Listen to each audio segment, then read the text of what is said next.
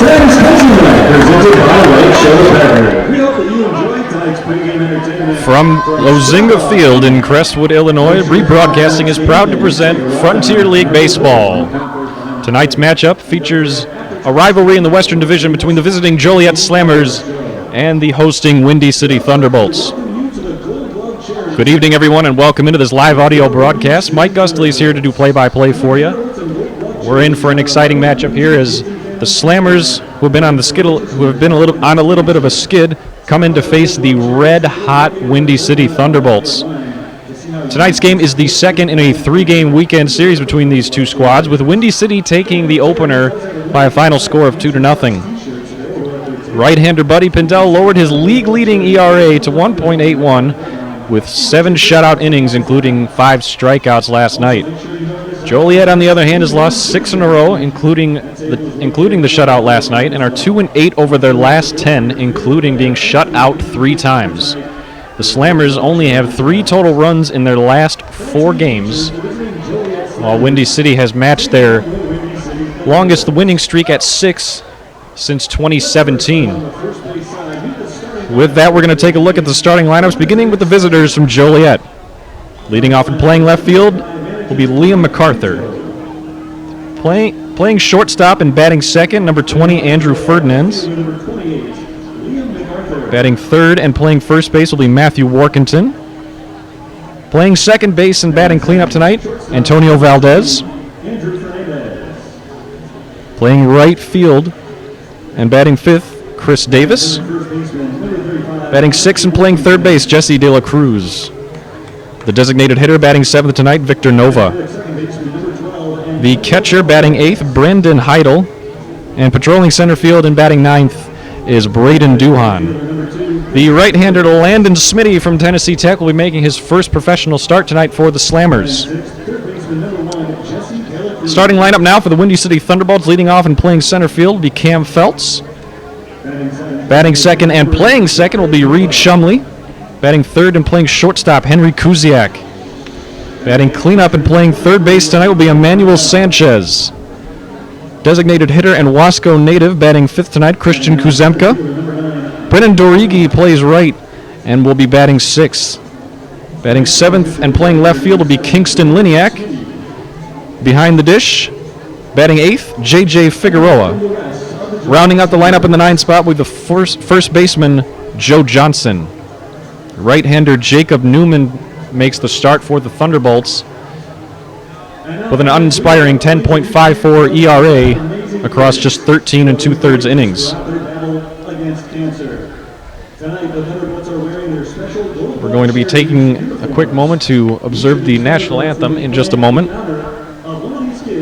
and then we will introduce the starting umpires for tonight's game. First, let's introduce Liam Doxey, wearing number 7. Playing for the today are Joe Johnson, Bryce Harwood, and Jacob Newman.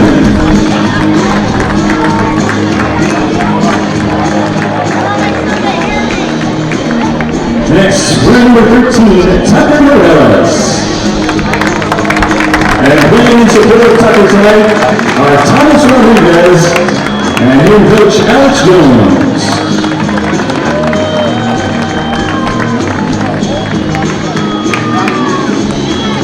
Number 14 tonight, Maria Jones. Playing for Maria are Christian Kuzemka and pitching coach Trevor Reynolds.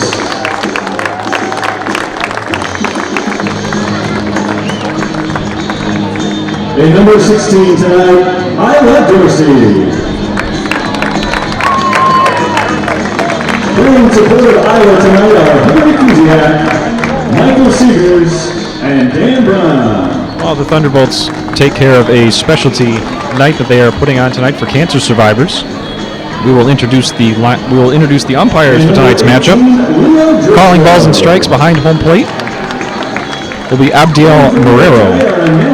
Down the first base line, Dalton Phillips, and umpiring over third, James Ainsworth. And with that, we will step aside until we come back for the anthem and first pitch. Don't go away.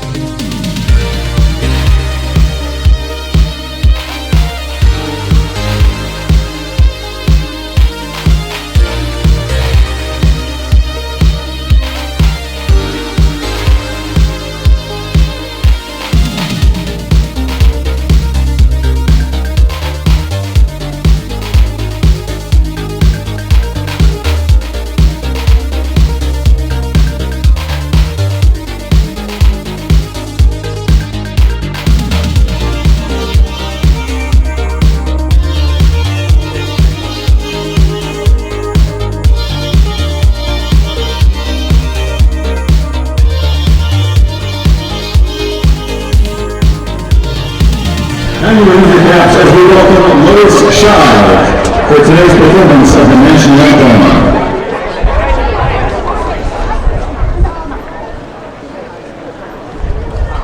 Oh, say, can you see by the dawn's early light what so proudly we hailed at the stark twilight's last gleaming, whose broad stripes and bright stars through the perilous fight o'er the ramparts we watched were so gallantly streaming, and the rockets red glare, the bombs bursting in air, gave proof through the night that our flag was still there.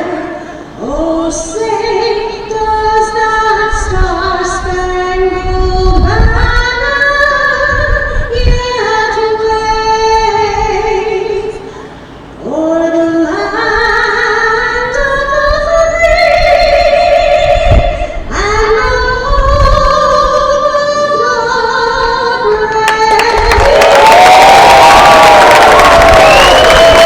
home of the Lois Shrave on the national anthem there. And with that, we are back here in Crestwood to bring you the first pitch between the Windy City Thunderbolts and the Joliet Slammers. Welcome everybody back into the broadcast. Mike Gustalees here, doing play-by-play for you. In just a moment, we will see Landon Smitty throw out his first professional pitch. Again, being signed recently out of Tennessee Tech, the right-hander, to make his first professional start.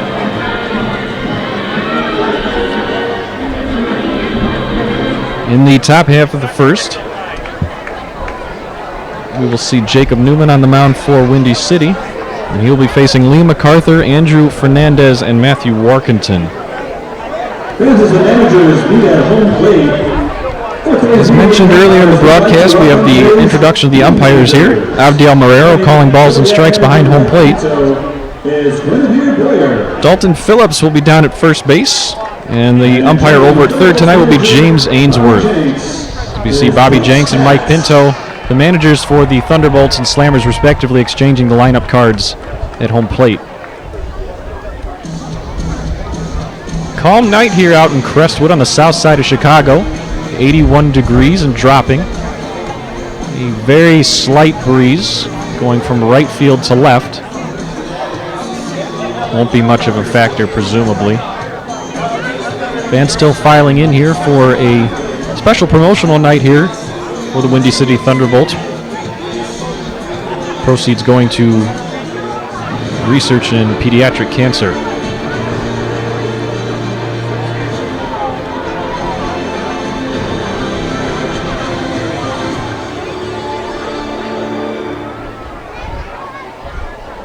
A little bit more on tonight's starting pitcher for the Windy City Thunderbolts.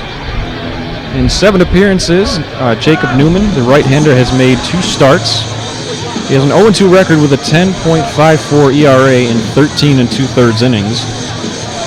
Bit of a rough start for him, recently signed.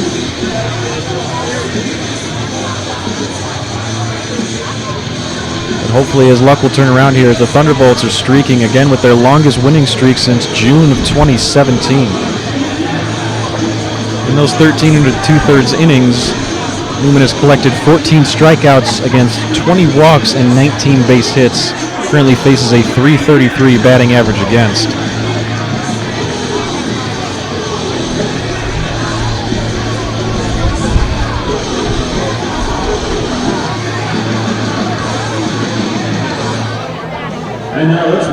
And now the introduction for the Windy City Thunderbolts, managed by Bobby Jenks, former Chicago White Sox closer. Number 4, Dan Phelps. And second baseman, number 9, Reed Chinley. And for shortstop number 16, Henry Gutierrez. Batting for third baseman number 18, Emmanuel Sanchez. Batting for designated hitter number 14, Christian Buzanka. Batting sixth, right field number 27, Raimundo Legui. Batting seventh, left field number 33, Kingston Joliet. Batting catcher number 6, J.J. Figueroa. Batting ninth, first baseman number 7, Joe Johnson. Third second hitter, right-hander number 24, Jacob Newman.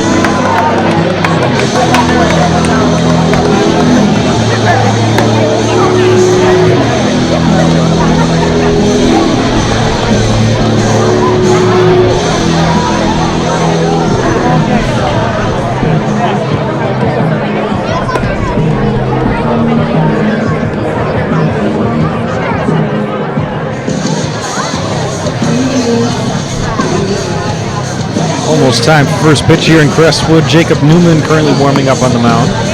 Features a fastball in the mid-80s as well as a couple of breaking balls, usually hovering around the mid to high 70s. He will face off against left-hander and left fielder Liam MacArthur. MacArthur, former Seton Hall.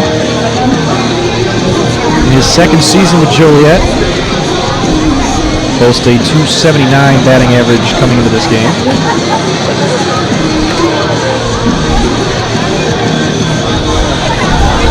MacArthur also the leader in stolen bases for Joliet.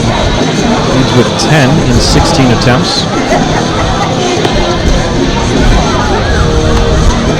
And in his third season in the Frontier League, first season was with the Ottawa Titans. Last two, including this year, with the Slammers. They brought the two most famous words in baseball. Play ball.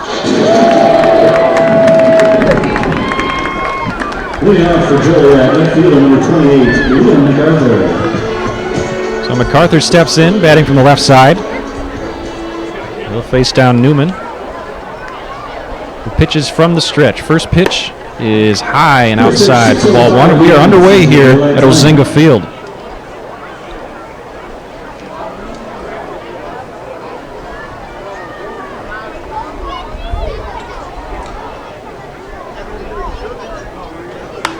Second pitch is driven into shallow left center field. It's going to drop in there for a base hit. MacArthur reaches on just the second pitch of the game, fielded by Feltz out in center. Batting second, shortstop number 20, Andrew Fernandez. And with a man on here, that'll bring up Andrew Fernandez, the switch hitting shortstop. He will take his cuts also from the left side against the right-handed Newman.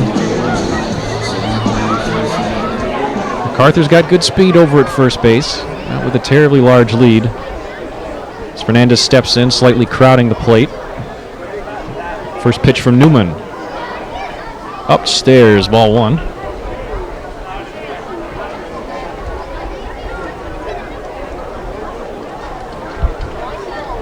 Newman's had his struggles with the base hits in his 13 2/3, giving up 19, also 20 walks. Second one is inside for a called strike. Count is even now, 1-1.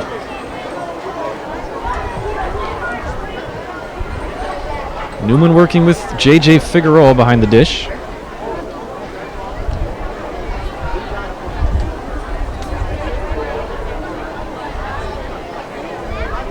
Looks and fires the 1-1.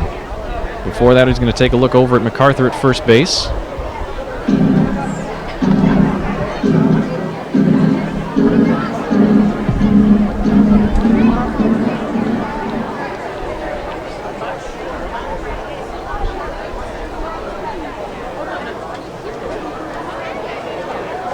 And from the stretch, Newman fires. MacArthur off for second. The throw down by Figueroa. It is going to be in time, and MacArthur is thrown out. Decent jump by MacArthur, but Figueroa with a nice strong throw, very accurate. And there's one down here. Located right here in Crestwood and providing security services locally, regionally, and nationwide.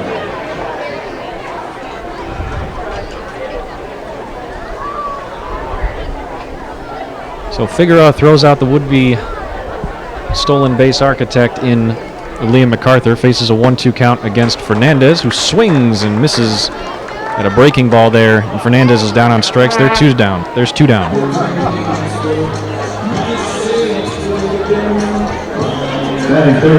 that'll bring up the power-hitting Matthew Warkentin, playing first base for Joliet this evening.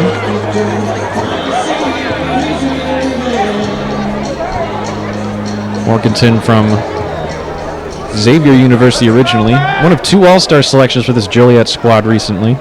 Currently leads the team in home runs with 12. Standing in from the right side, he'll take ball 1.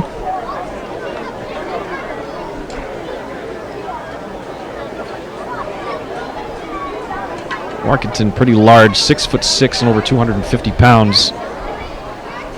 Native of Windsor, Canada. The 1-0 from Newman. Another one outside. It's 2-0.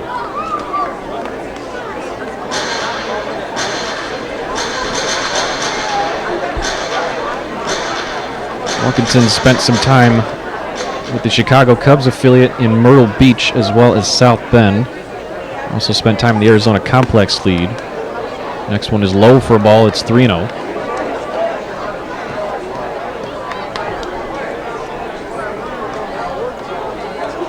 One of many players coming over to the Frontier League from the Pioneer League in his second season with Joliet, and there's a called strike.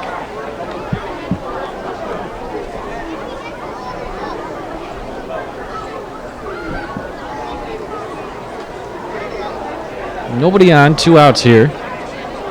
Warkentin facing a 3-1. Newman from the stretch fires, and that one's going to be low for ball 4. Warkentin will take his base. And we'll see the second baseman, Antonio Valdez, now. And for second baseman, number 12, Antonio Valdez.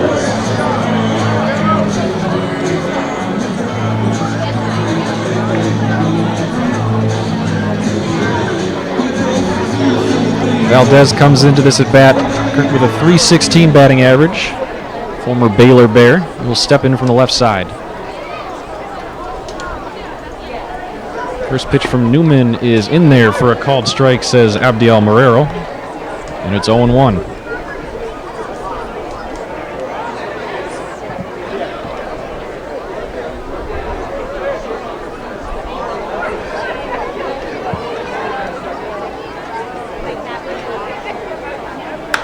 Next pitch from Newman is lined into center field. That's going to be a base hit. There'll be men on first and second with 2 down here, as Valdez keeps the inning alive with a base hit up the middle.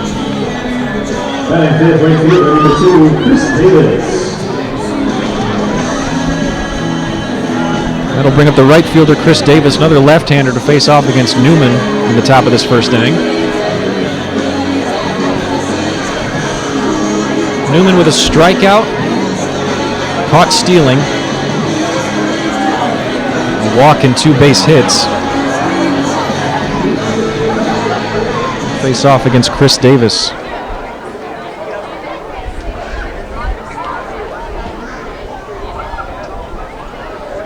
Davis out of Princeton, left-handed batter. First pitch is flied into shallow left center field. Coming on to make the catch is Kingston Liniak, and that'll retire the side. So a couple of hits, 2 left on here, but no score for the Slammers. The Windy City Thunderbolts coming right up.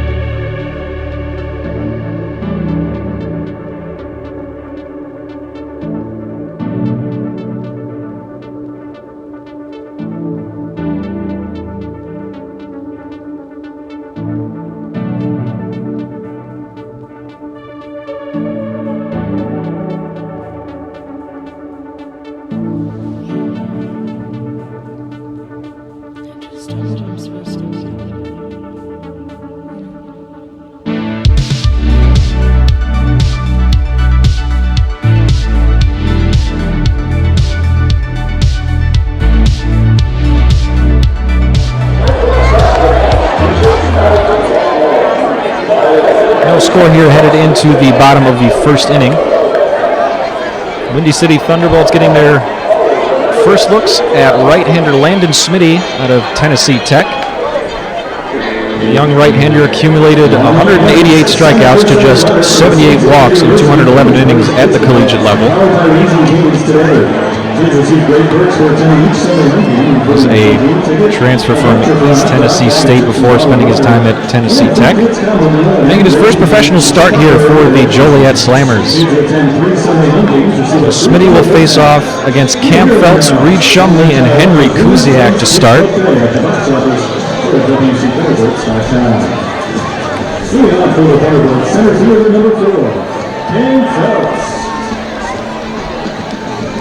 In 53 games so far this year, Cam Feltz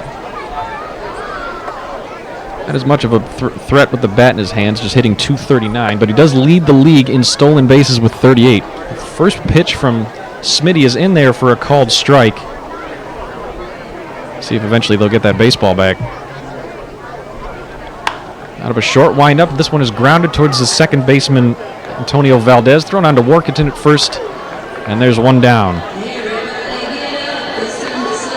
So Feltz goes down in 2 pitches, and there's one down for Smitty in the bottom of the first.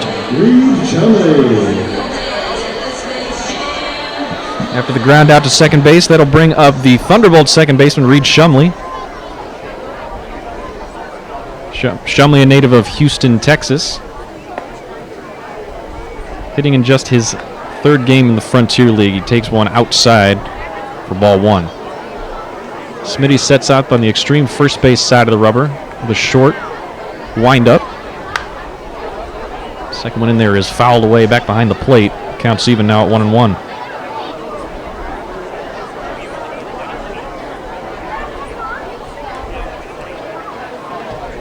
Shumley, for the former West Virginia Mountaineer, steps in from the right side and crowds the plate a little bit. Another one in there is fouled off back behind the netting. So Smitty's set up for his first professional strikeout here. 1-2 on the Windy City second baseman. Out of a short windup, fires one in there, and it is outside for ball 2.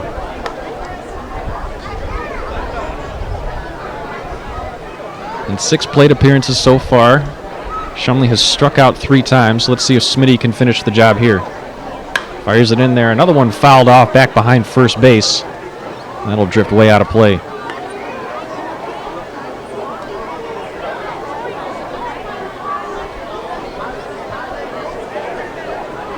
Smitty, a heavier set fellow with some long, flowing, curly brown hair out of the back of his hat.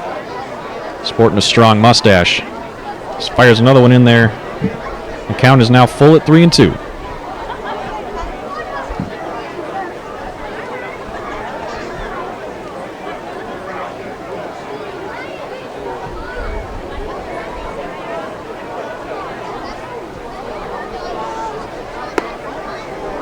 Through from Smitty, and he walked him. So the Thunderbolts will get their first base runner after Shumley comes back from a 1-2 count to work the walk. So that'll bring up the Windy City shortstop, Henry Kuziak. Kuziak, one of the hotter players for the Thunderbolts. Sports an on-base percentage of .362. Smitty for the first time working out of the stretch. Ball upstairs. Count is 1-0.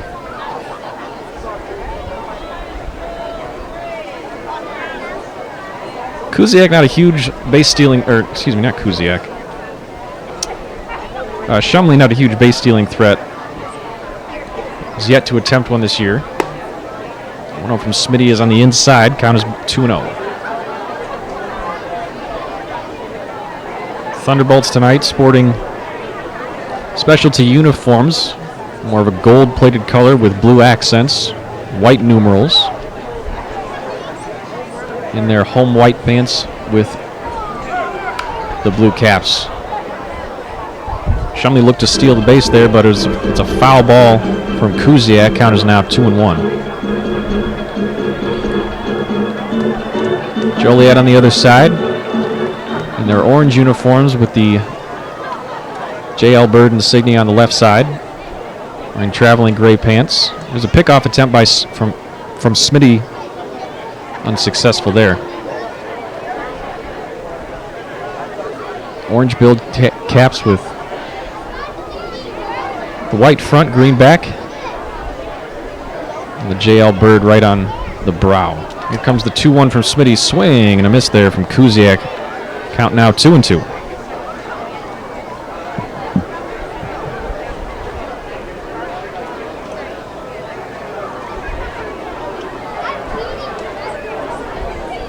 Kuziak just 23 years of age in his first season here in the Frontier League.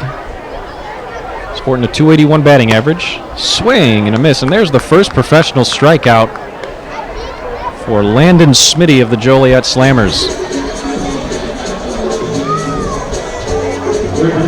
With that, that'll bring up the third baseman, Emmanuel Sanchez.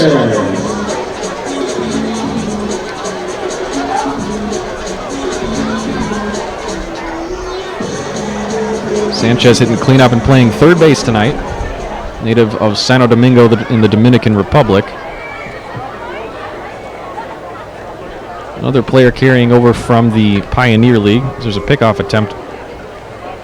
Nothing doing there for Smitty, checking on Shumley.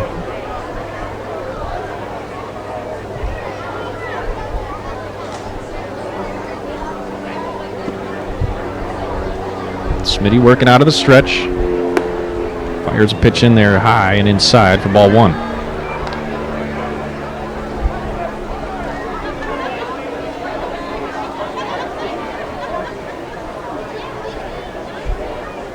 Sanchez, former free agent signing of the Toronto Blue Jays organization. Batting from the right side, takes one in there for a called strike.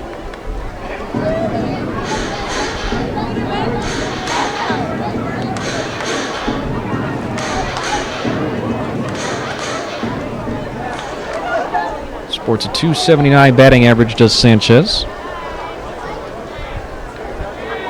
1-1 count with a man on, 2 outs. There's one that's softly lined into center field. Oh, slipping is MacArthur, but he comes up to make the grab. Not MacArthur, pardon me, that was Duhan in center field. Slipped going to his left, came back and made the third out. Great catch out there by Duhan.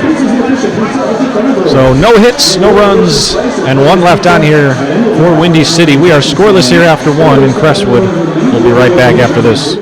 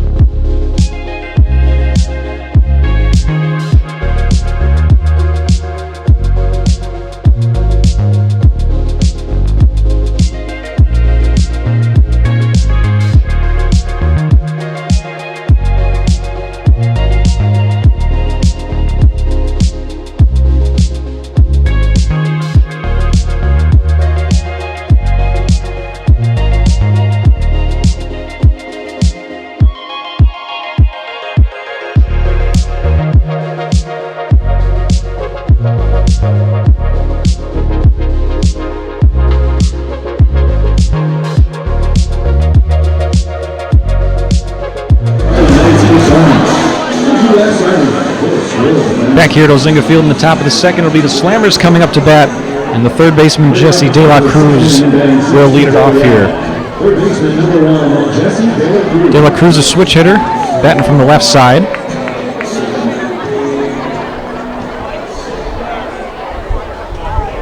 Native of New York City, graduate of the University of New Orleans, he'll face off against the right-hander Jacob Newman. First pitch out of the stretch for Newman is low for ball 1.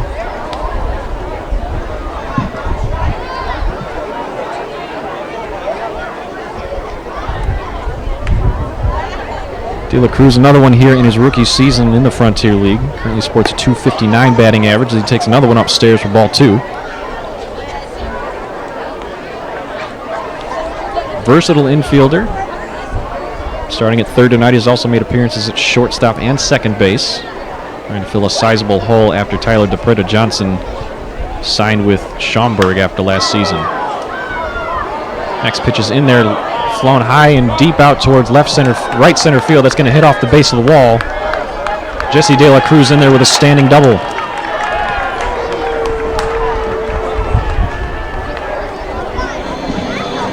So already the third hit off of Newman here. Another leadoff base hit here. This one a double from De La Cruz.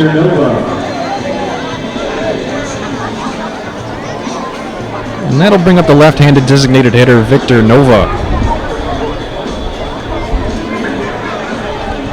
Nova, another native of the Dominican Republic. Currently in his first season in the Frontier League, spent time in the American Association as well as with the Cleveland Guardians organization. Made it as high as AAA. Struggling a little bit coming into this plate appearance. Just a .217 batting average, but he does sport a .331 on base percentage.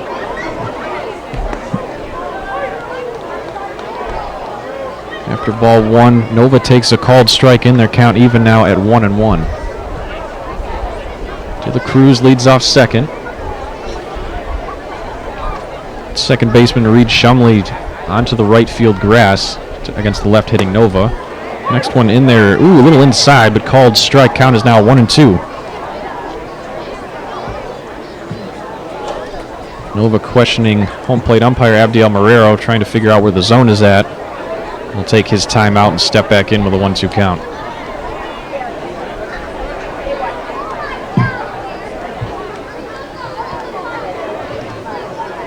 Newman always out of the stretch, takes a check back at De La Cruz on second, fires one in there. It looked like a breaking ball in there. Coming up short on the swing is Victor Nova, and there's the second strikeout for Jacob Newman.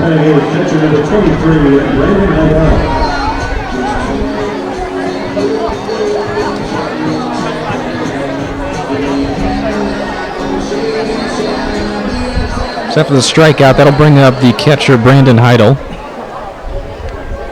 Right-handed batter and thrower. Face off against Newman with one out here and a man on second. First pitch from Newman there is outside, ball 1.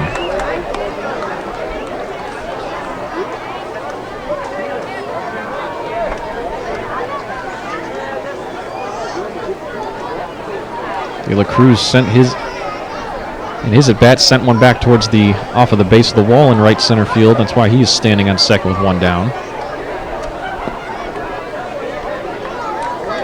Ball scraping in the dirt, saved by Figueroa there. Count now 2-0.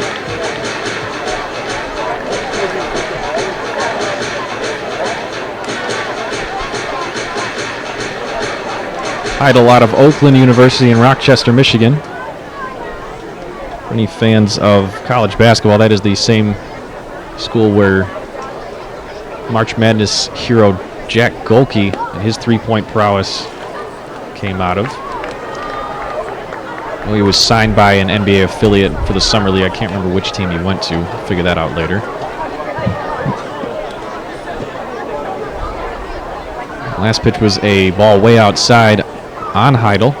It's now 3-0. One out and a man on here for Newman.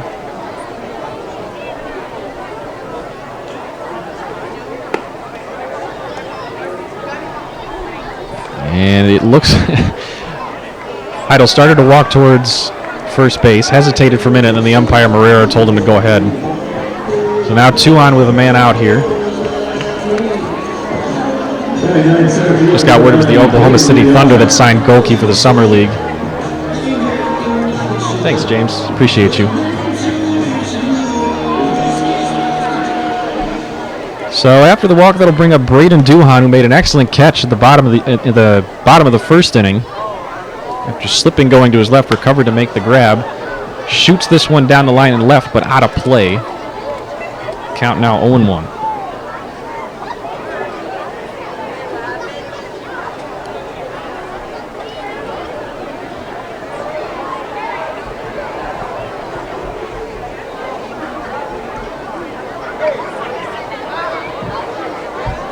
Two men on.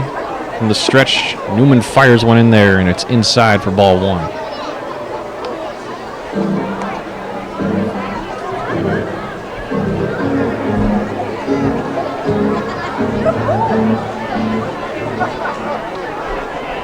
Duhan out of McNeese State University in Lake Charles, Louisiana. Left-handed batter.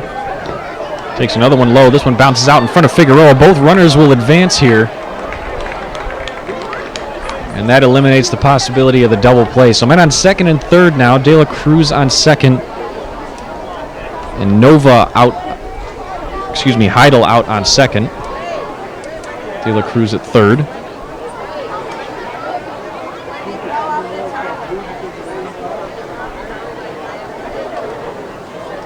Now Duhan can change his plate approach a little bit as the infield comes in, right on the edge of the grass.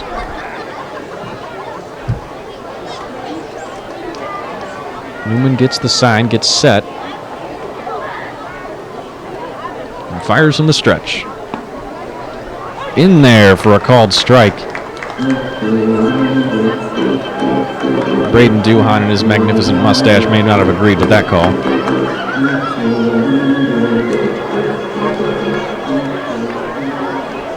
Duhan sporting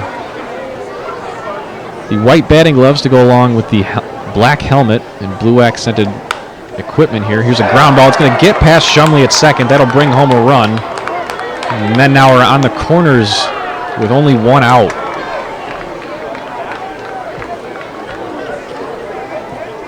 So Duhan converts. De La Cruz will score on the play. And Heidel will move over to third.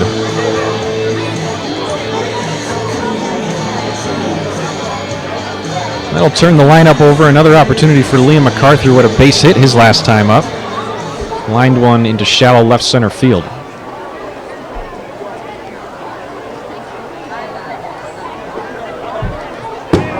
On the move is Duhan. He'll steal second easily, and coming in on a wild pitch is Heidel, and that doubles the Joliet lead now to 2-0. So a little bit struggling with some command is Newman on the mound. Wild pitch will bring home the Slammers' second run of the night. Green Valley Community College is proudly the sponsor for the 2024 School and Library Incentive Program and the Play Like a Pro program. Register today and discover a little mound visit from J.J. Figueroa. He'll speak to Newman to try to get out of this jam. Again, only one out here in the top of the second. Joliet has scored 2 so far on just one base hit. MacArthur will step back into the box from the left side, sporting the high socks and the black Air Jordan 1 cleats.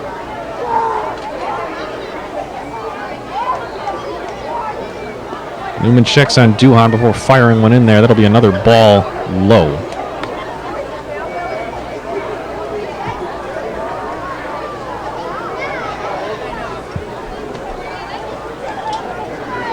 Joliet coming into this game trying to snap a 6-game skid. There's another one driven back up the middle. That's going to drop into center field for another base hit. Duhan will hold at third. It's another single into shallow center field for Liam MacArthur. Nobody out. Men once again on the corners here. It'll be Andrew Fernandez, the switch hitter, batting from the left side. Joliet already with 5 hits against the starter Newman and just 1 1/3. Corners creeping in for Windy City. Middle infield steps back to double play depth. Fernandez again crowding that plate from the left side. Newman will check on MacArthur over at first. Nothing doing.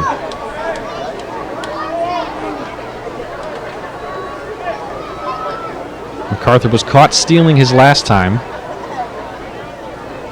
but again leads Joliet in stolen bases with 10, now on 17 attempts.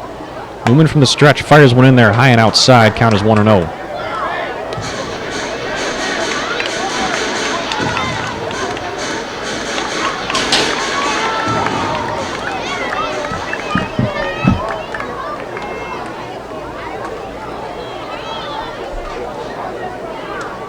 Newman fires one in there. Ooh, I'm gonna call that a ball. May have clipped the outside corner, but nothing doing. So Fernandez steps back in there. Struck out swinging his last at bat. Here comes the 2-0. Swing and a miss. 91 on the fastball, up and away. Count now 2-1.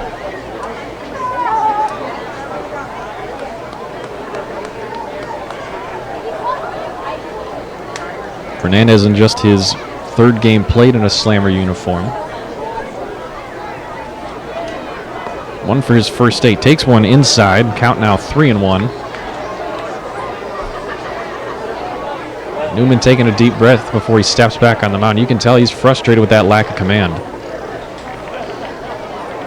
Man on the corners here. 2 already in with just 1 out. 3-1 from Newman. Swung on and driven in the air out towards left field. This one might get over the head of Liniak, and it does, and bounces against the track and goes over the wall. That'll be a ground rule double. So MacArthur will be forced to hold at third. But Duan does come in to score, and it's now 3-0 Slammers.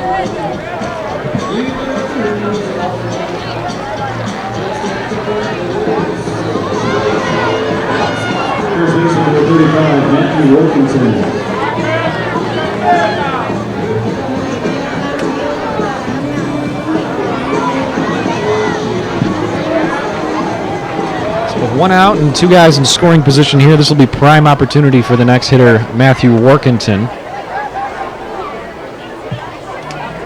Workington worked a walk his last time up. We'll take another ball there.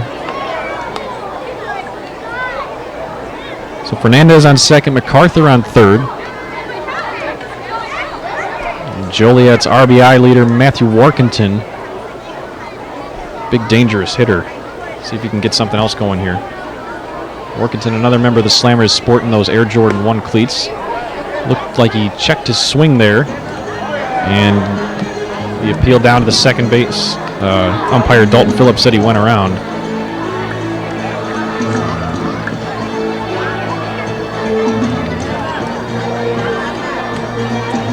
One and 1 the count on Workington. 1 down with 2 on. Newman trying to work out of a jam. Trying to prevent any further damage. Here it comes. This one is driven down the line, but well foul. It'll be strike 2 on Workington.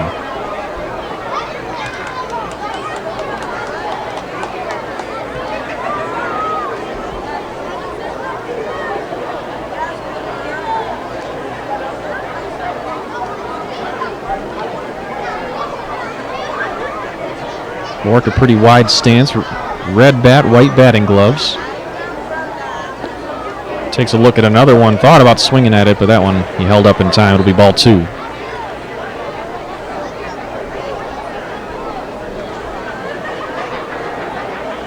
Joliet currently has a half-game lead on these Windy City Thunderbolts in the West Division standings. In front of them by, I believe it's a loss. Both sides have 27 wins. But Joliet with 1 fewer loss.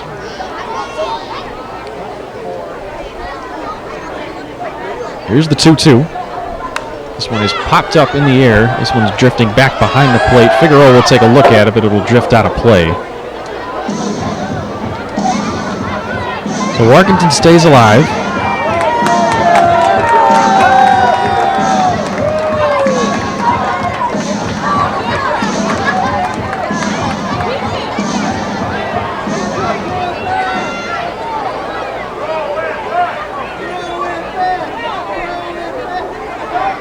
Newman gets the sign from Figueroa.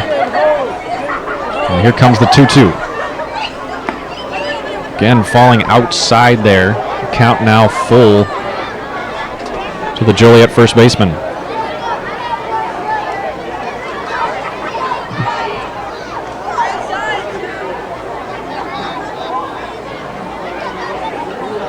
The wind has died down significantly, but the ball carrying pretty well here. 80 degrees in Crestwood. As Workington takes a 3-2 pitch outside, and he works his second walk, and the bases are now loaded for Antonio Valdez.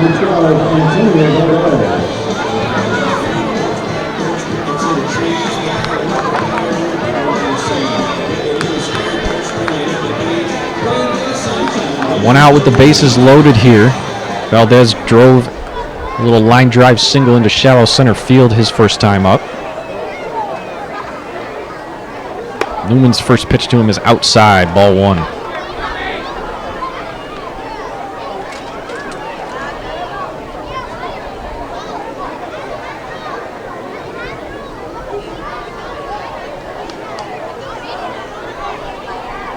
Corner's still pinched in.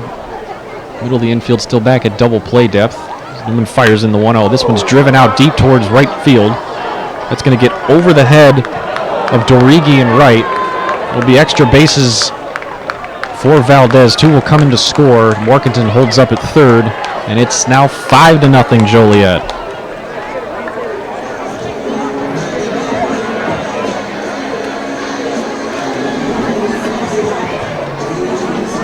Newman still with just one out here in the top of the second. He's allowed 5 runs, 7 hits, and 3 walks so far. And he'll bring up Chris Davis, the right fielder for Joliet. Although he goes by Chris, his full name, William Christopher Davis. Again, out of Princeton. Transfer there from Duke University. First one in there from Newman is way inside. And again, it's 1-0.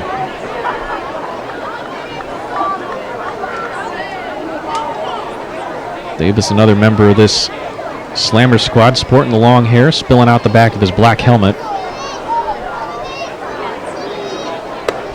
Next one is in there for a called strike. Caught the corner on the outside. Big fastball in there at 92.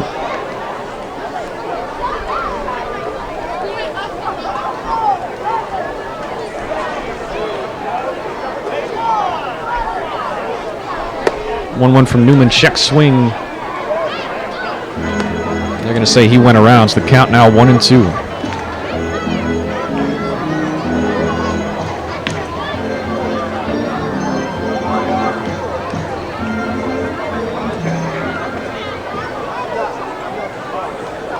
Joliet still with only 1 out here in the top of the second. 2 men on. Here comes the 1-2. This one is fouled and hit off the glove of Figueroa. Bounces back behind the plate. Davis staying alive.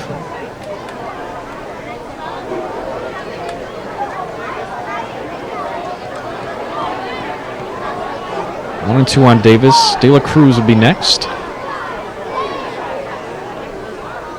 And here it comes. Swing at a pitch in the dirt. Figueroa kicks it around, can't find it. And on the strikeout, Davis will reach, and the bases are loaded once again.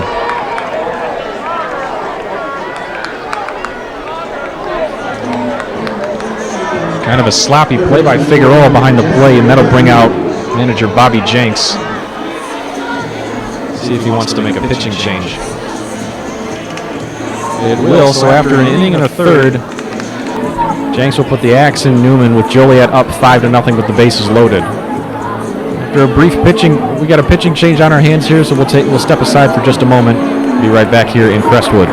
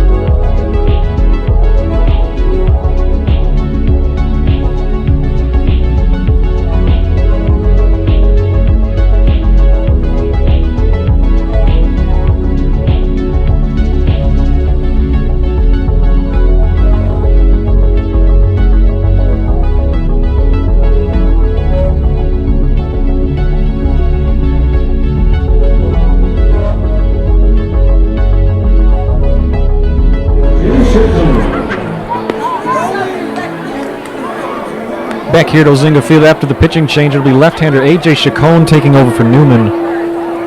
Newman getting through an inning and a third on 51 pitches, giving up 7 hits and 5 runs. He will leave the bases loaded for Chacon with just 1 out here in the top of the second.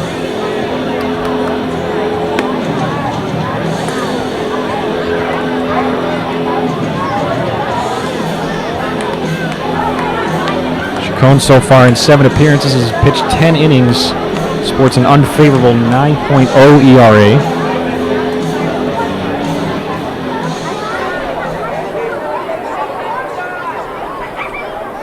With runners on base, Chacon currently with a 321 average against. So let's see if Jesse De La Cruz, who will have to flip around and hit from the right side, can get something started here against the Windy City reliever. First pitch from Chacon is low for a called ball.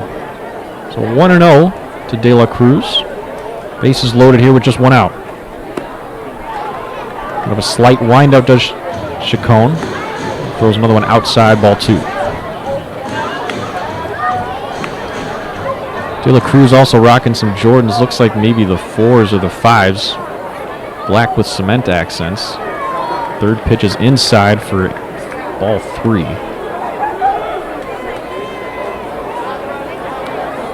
I think those are the 4s. They look like the 4s.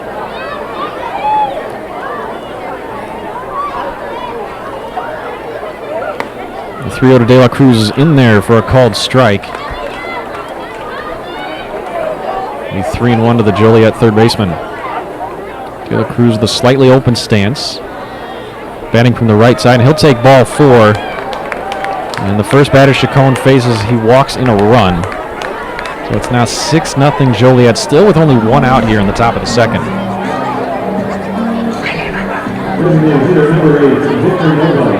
For anybody listening, we're going to do a little bit of trivia throughout the broadcast. Coming up in the bottom of the second inning will be this day in baseball history. So after the bases loaded walk, that'll bring up Victor Nova. First pitch to him is cracked in the air to center field. Feltz slips and falls, and that'll get down.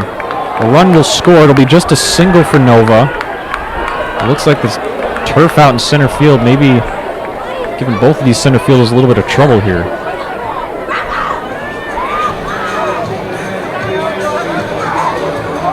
So that should be ruled as a base hit,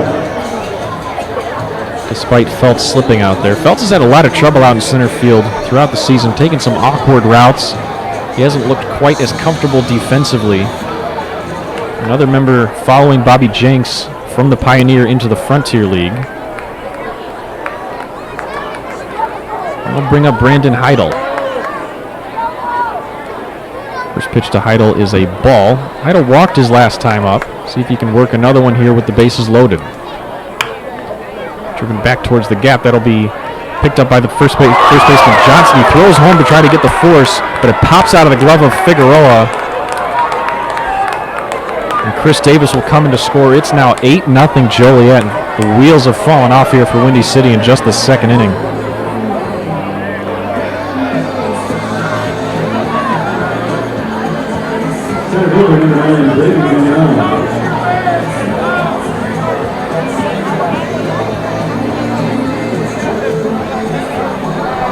And that should be an error on Figueroa on the receiving end. So mark that down as a fielder's choice with the run coming home to score. Up now, Braden Duhan, center fielder. First called ball, and now second pitch is called strike. Chacon has let in 3 runs so far. None of them earned, as all those were put on base by the starter Newman.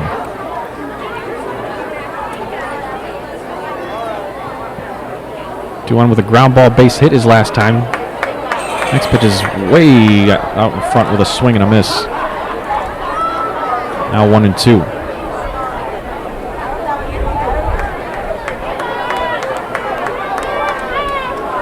Duhan sporting the white batting gloves to go along with his dark blue ankle protector.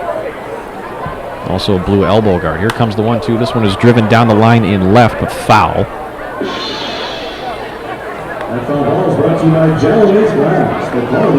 Still just 1 out here in the top of the second. Joliet has posted 8 runs so far. They've batted around.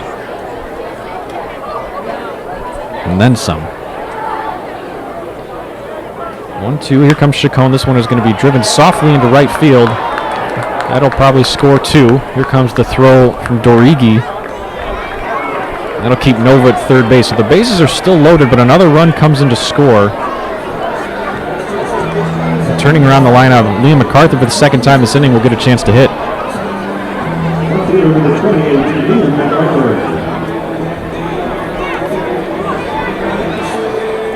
MacArthur with a couple of base hits so far, including a single earlier this inning.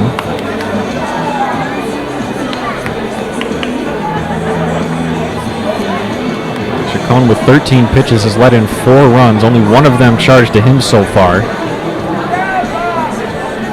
Slammers currently sporting a 9-0 run here in the top of the second. Still just 1 out. The sacks are stuffed here for Liam MacArthur. First pitch he sees from Chacon is going to be low and outside for ball 1.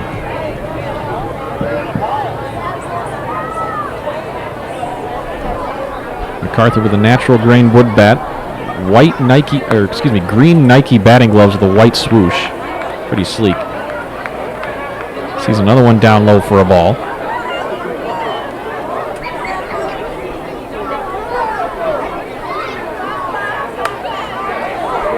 Next pitch to MacArthur is fouled off to the left side.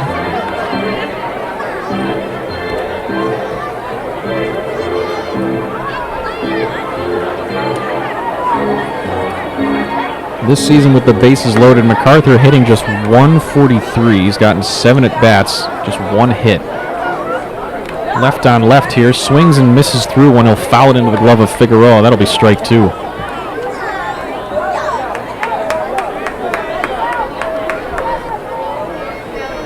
Chacon trying to get out of a jam here. He'll give MacArthur a little chin music on the inside. Count now full at 3-2. MacArthur's done a good job at drawing walks so far this season. 31 base on balls. But he's been hot with the bat today. See what he does with the full count. Ground ball towards the right side. That's going to get past a diving Shumley. That'll bring home another run. And the Slammers will go station to station. It's now 10-0.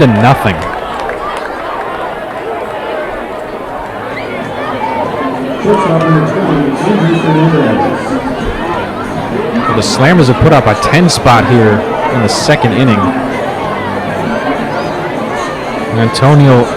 Andrew Fernandez, switch hitter, will bat from the right side. And he will face Chacon. Chacon yet to get an out in his relief appearance. Has let in 5 runs, same as the starter Newman. Only 2 charged to him so far, however. Base is still loaded, top of the second inning with 1 out. First pitch is in there for a ball. Here comes Chacon out of the windup this time. Called strike on the outside corner. Chacon stands on the third base side of the rubber. Dark brown and gray mitt. Out of the windup, fires. Way outside. Now it's 2-1.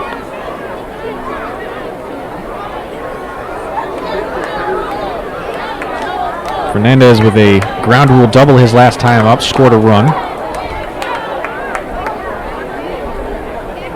And here comes the 2-1. That is in there for a called strike. Bit of a generous call, high and outside, but Morel said it crossed the plate. Count now 2-2.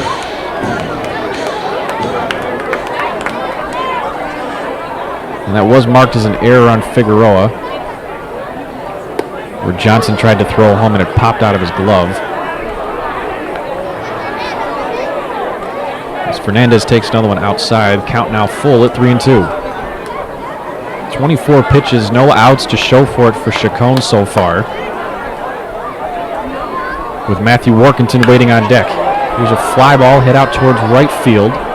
Dorigi is under it. He will make the catch. Throws quickly back into the infield, and the Slammers will get a sac fly out of it.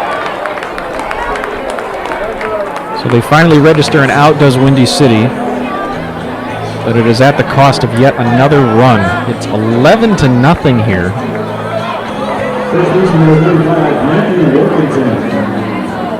brutal start for the Thunderbolts, currently trying to add on to their season-high 6-game winning streak. So Duan at third, MacArthur on first. Brandon Heidel was the man coming in on the sacrifice fly, and now Chacon will face off against big right-hander Matthew Workington for the second time this inning. Workington has walked in back-to-back plate appearances. First pitch cut on and missed. Strike one.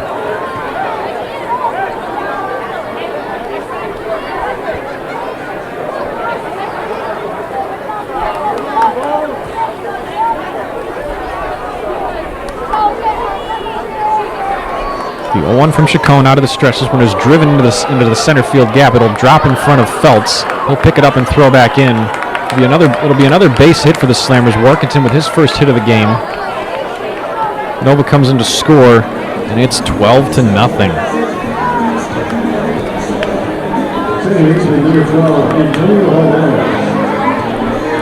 So Antonio Valdez steps back in for the second time this inning.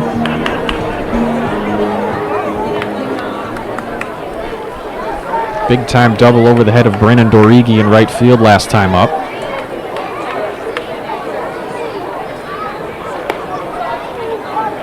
Valdez switch hitter batting from the right side against the left-handed Chacon. Takes one the outside for a ball. Chacon working out of the stretch with men on first and second. Again, 12 runs coming in here in the top of the second inning. And Chacon pumps one in there for a called strike. MacArthur standing on second, Workington on first.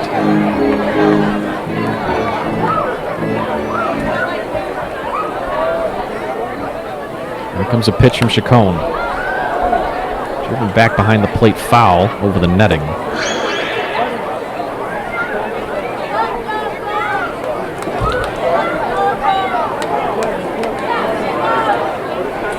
Two outs with two on here. Top of the second inning, Chacon trying to get out of this absolute mess of an inning that the Thunderbolts have found themselves in.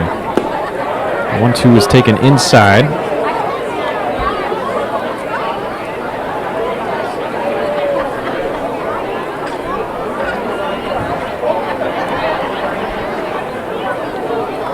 All the infield back close to the grass. MacArthur and Workington both some sizable leads. The 2-2 from Chacon is low and inside. Hit the dirt before it even crossed the plate. Count now full.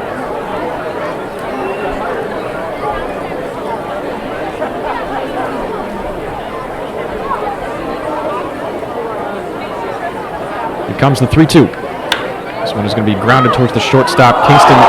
Henry Kuziak, he'll drop it. Throw back to third on a rounding MacArthur, who was able to scurry back and dive in. So that should be marked as an E6.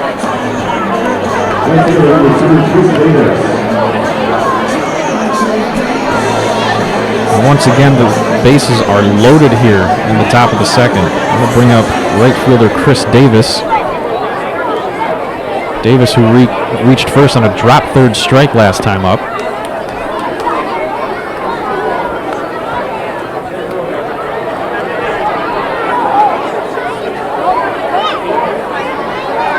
Surprisingly, no activity going on in the Windy City bullpen. Here's another ball that gets past Figueroa. MacArthur comes in easily. Workington and Valdez both advance.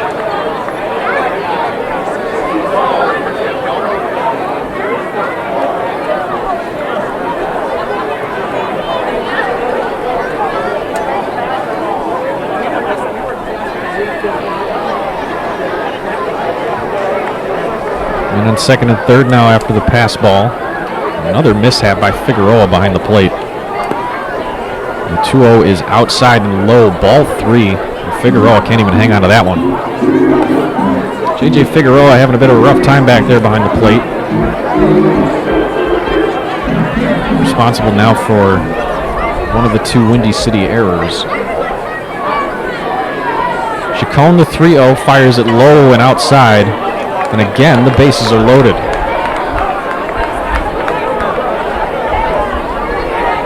Jesse De La Cruz will see another at bat here. Once again, batting from the right side. He'll face Chacon for the second time. 2 outs, bases loaded here.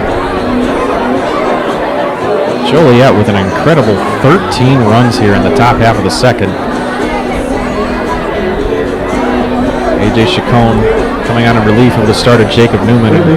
He's had a hard time with control.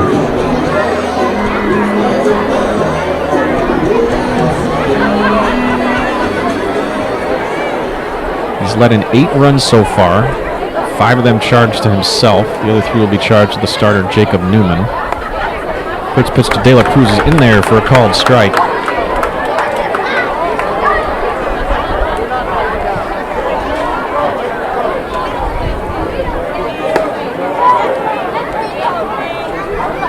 Next pitch is outside. That'll even the count at 1-1. Davis on second, Davis on first, Valdez on second, Morganton on third. Another pitch outside, ball 2.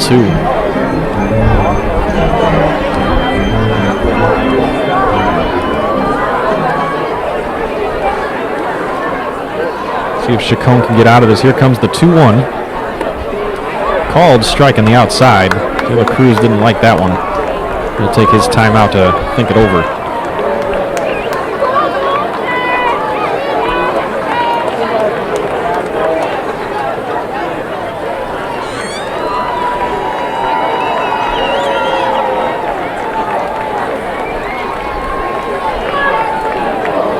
Next pitch to De La Cruz is almost behind his feet there. He didn't move. Figueroa able to stop it from going for the backstop. Count now full though on De La Cruz.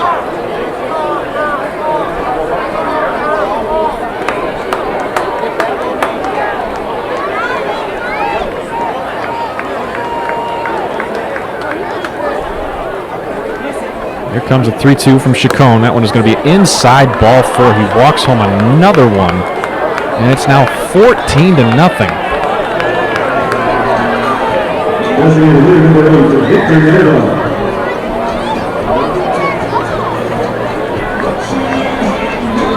Some boo birds starting to come out here in Crestwood. Still no action over there in the Windy City bullpen. And the base is still loaded with 2 down. First pitch to the designated hitter Victor Nova in there for a called strike.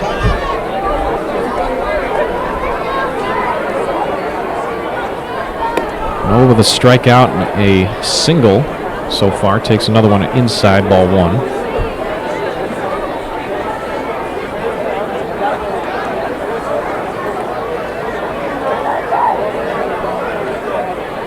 Chacon out of the windup, another one high and outside.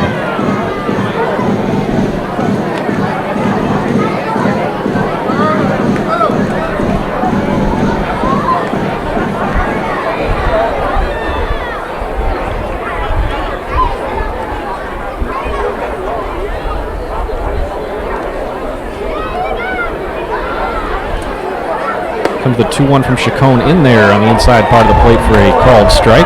Count now 2-2.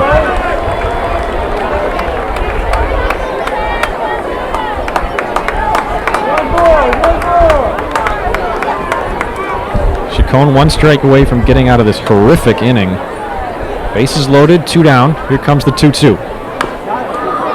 Softly grounded towards the right side. Johnson picks it up, will throw on to Chacon. And finally, the Thunderbolts get out of it. Not before the Joliet Slammers tally 14 runs on 9 base hits. They lead 14-0. So with that, the bottom of the second coming up, and the Bolts will try to answer and chip into this lead right here on rebroadcasting.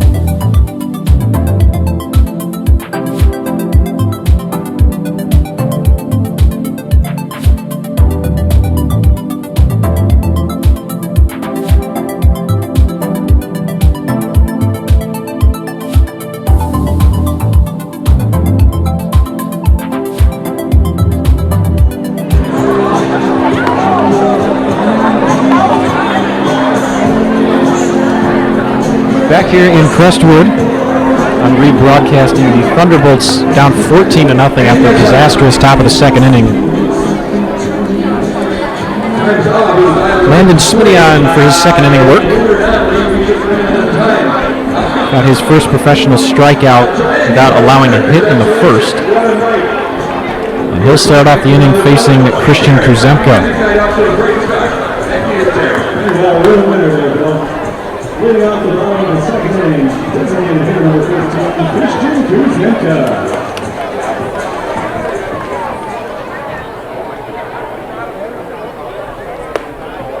First pitch of Kuzemka is in there for a called strike.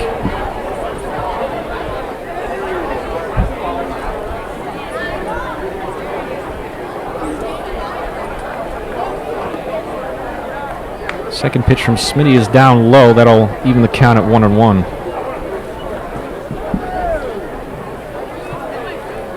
And 1-1. Kuzemka steps out, takes his timeout.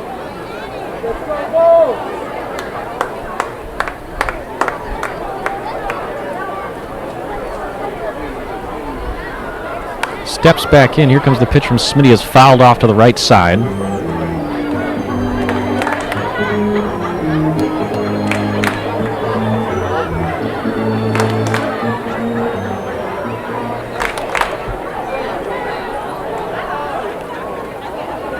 Comes the 1-2. That's going to be grounded back to the mound. Gets past Smitty.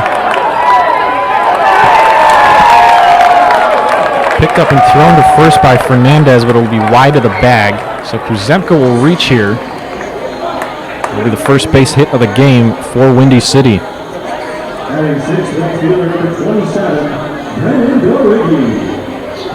So the right fielder, Brendan Dorigi, will step in now.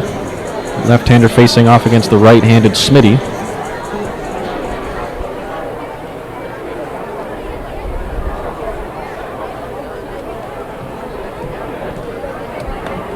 First pitch from Smitty is inside. It'll be ball one.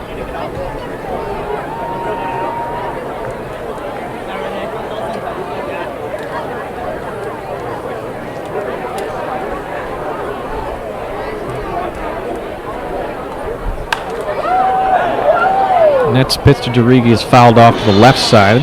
Well out of play. Count now even at 1-1.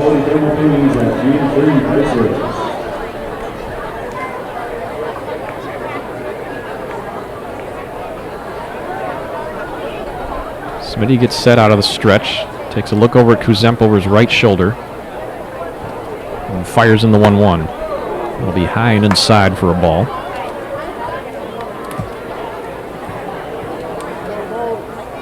By the way, the 14 runs in the top of the second inning is one off the record for most runs given up in a single inning in Frontier League history. Evansville gave up 15 on July 25th of 2017 in the fourth inning against Traverse City, and Southern Illinois gave up 15 against Normal on June 4th of that year. Most runs in a single game for anyone keeping track at home, 31, set by the London club back in 1999.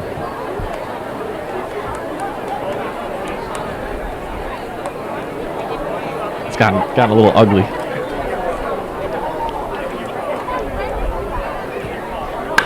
3-2 to Dorigi, right back at Smitty, who makes a quick play. Over to Fernandez at short, over to Workington at first, and there's the double play. So the leadoff single from Kuzemka is wiped out by Smitty, and the ball never leaves the infield. Left fielder number 33, Kingston Liniak. So score that 1-6-3 on the scorecard. That brings up the left fielder, Kingston Liniak.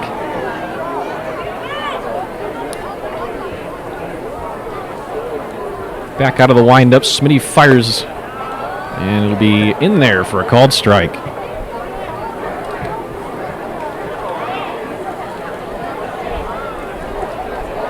Liniak collecting a .232 batting average in 47 games so far.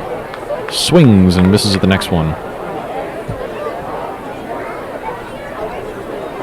He's got some pop. He leads the team with a .417 slugging percentage. Here comes the 0-2. That'll be upstairs for a ball.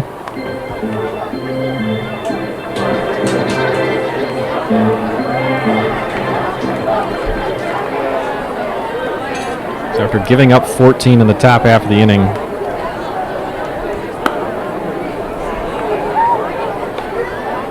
Windy City threatening to go down without a whimper here in the bottom half. This one is low for Liniak. Smitty trying to get out of it. Here comes the 2-2. Right-hander fires. Outside, he started walking off the mound. They thought that was strike 3, but instead it'll be a full count.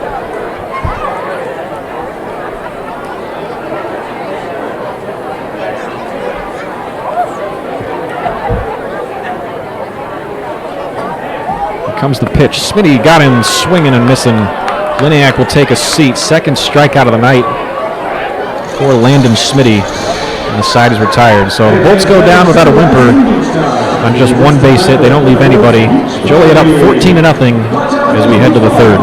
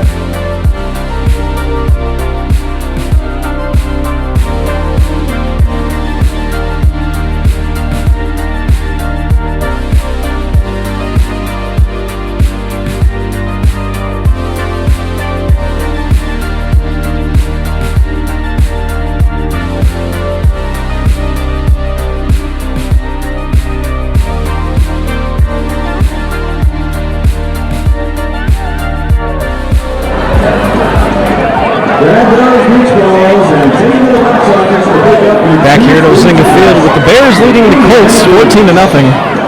I'm sorry, the Slammers leading the Thunderbolts 14-0. This is a baseball game. Forgot about that. Anyway, speaking of baseball, I forgot to do my This Day in Baseball history in the bottom of the last innings. We'll do it right now as right-handed reliever Dan Brown warms up.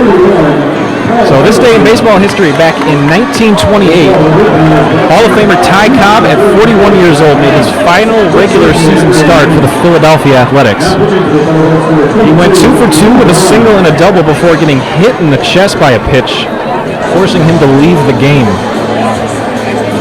He left his legacy out on the field, career batting average of .332. Ty Cobb's last regular season start this day, July 27th, back in 1928. So the new pitcher, right-hander Dan Brown, works out of the stretch. He'll fire in his first pitch for a called strike against Brandon Heidel. Heidel with a walk and a fielder's choice last time. Air was given to Figueroa as he grounded to Johnson, who threw to Figueroa at the plate, but the ball popped out of his mitt.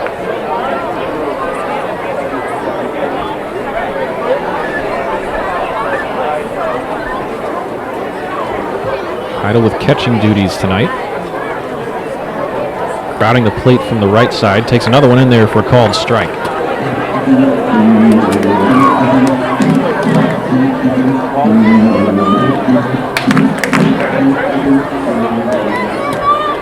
Brown so far in his 9 appearances has collected 6.30 ERA in 10 innings.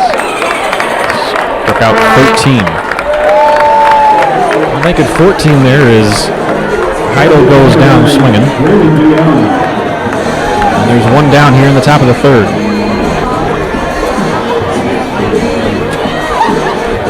Coming up to bat now will be the center fielder Braden Duhan.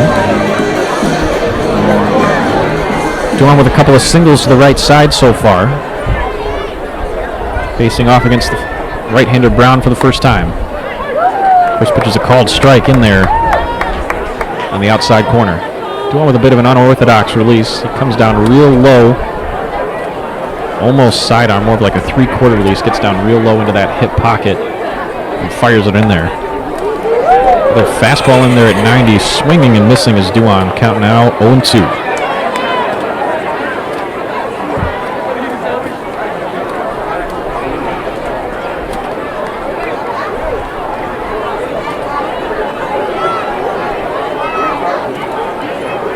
Brown sets out of the stretch. Fires in the 0-2. The outside for a ball. Duan stays alive.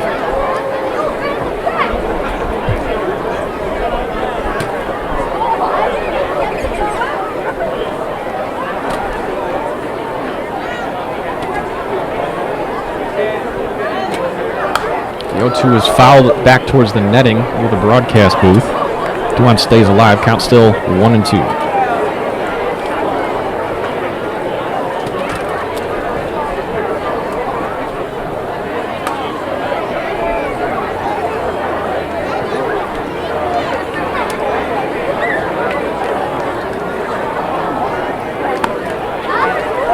And the 1-2 from Brown is low for a ball.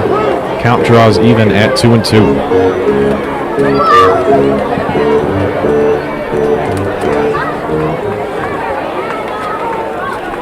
Brown looking for his second strikeout. Fires in the 2-2. It's going to be fouled back behind the netting. Duan stays alive.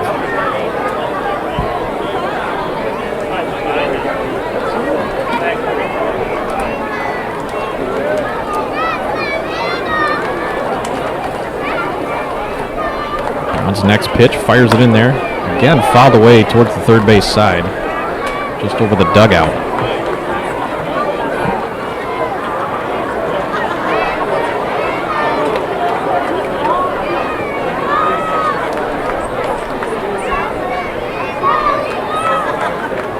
The 2-2 once more. That one is in there for a called strike. Brown with back-to-back strikeouts here. And the lineup turns over to Liam MacArthur coming up for the third time.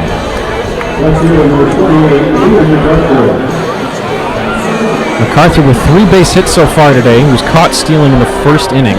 He has driven in a couple. He'll step in from the left side to face off against the right hand of Brown, who struck out the first 2 men of the inning. First pitch is in there for a called strike. Last that one in there at 90.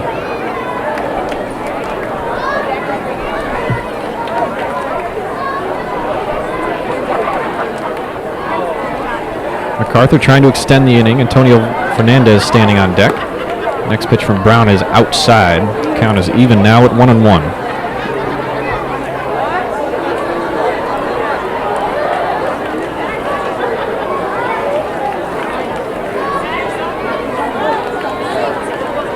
The 1-1 from Brown is going to be popped up softly back towards the left side. Just out of play, out of the reach of Sanchez over at third. The count will move to 1-2.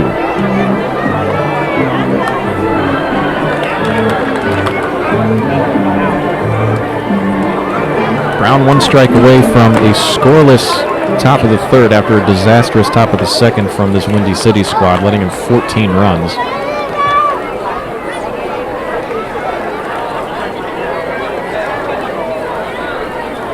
See if he can get him here. Comes the 1-2. The outside, count even again, now at 2-2.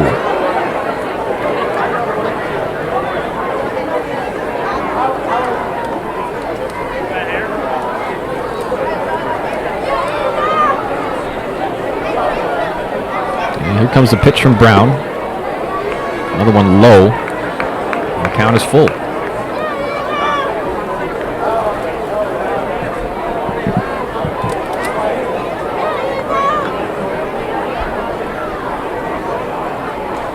Nobody on 2 outs here in the top half of the third. A little half swing there from MacArthur, picked up by Sanchez, thrown over to first. And Johnson somehow kept his foot on the bag, and the side is retired. So Brown gets him 1-2-3 with a couple of punch outs and a ground out. Slammers don't score. They are up 14-0 as we head to the bottom of the third.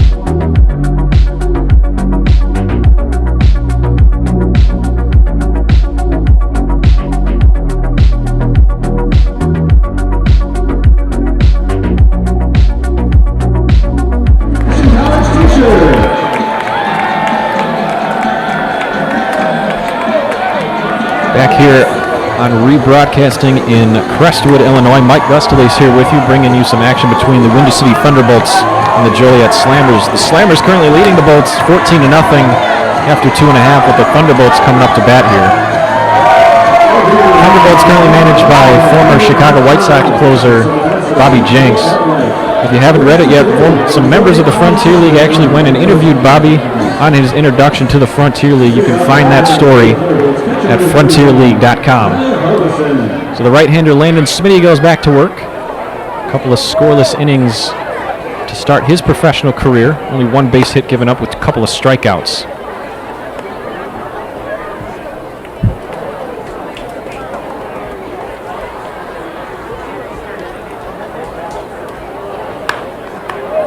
Right back to the mound. Smitty goes up with it. Will walk it over to Workington at first, and there's one down. First baseman number 7, Joe Johnson.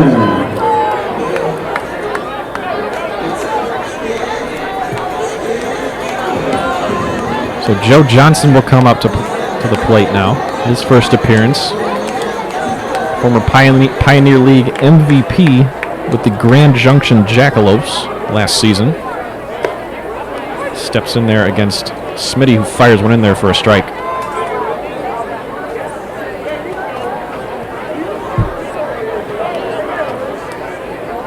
Johnson with a big open stance. Takes one on the outside. All over the place with the colors. Highlights in his hair, red batting gloves, white shoes, white shin protector with some teal accents in there.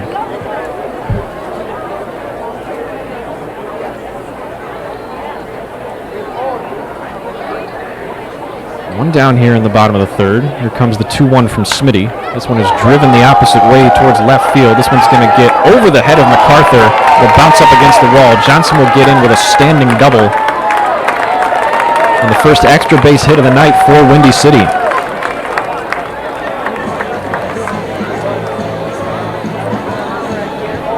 Center fielder number 4, Cam Feltz. So the Bolts lineup will turn over here. Cam Feltz will step in, the switch hitter batting from the left side.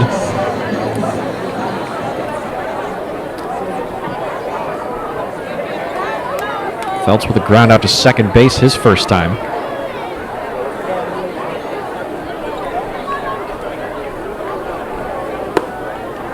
First pitch taken inside for a ball.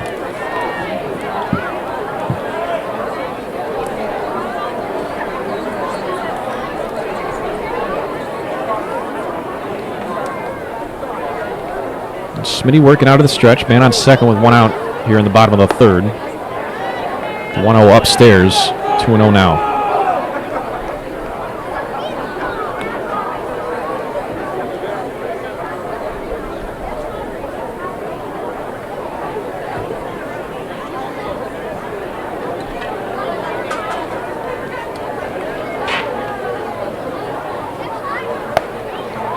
Next one's going to be in there on the outside corner for a called strike. Count now 2-1.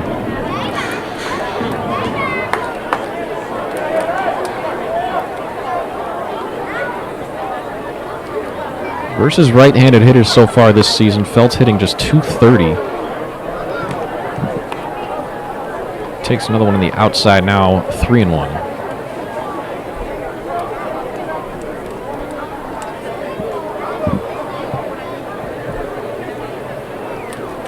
The runner's on, his average dips down to .225. He swings and misses at a heater from Smitty. And the count is now full.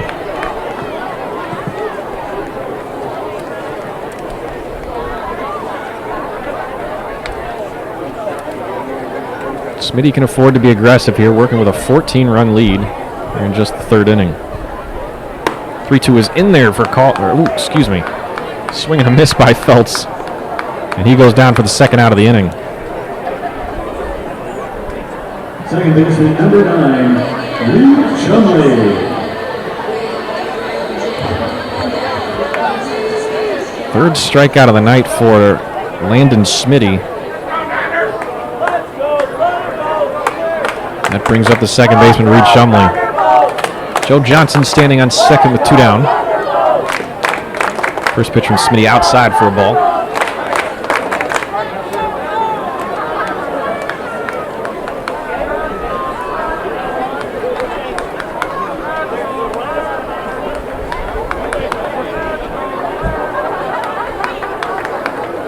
Shumley with a walk his first time. Takes one in there for a called strike. Yet to get a hit against a right-handed pitcher so far this season is Shumley.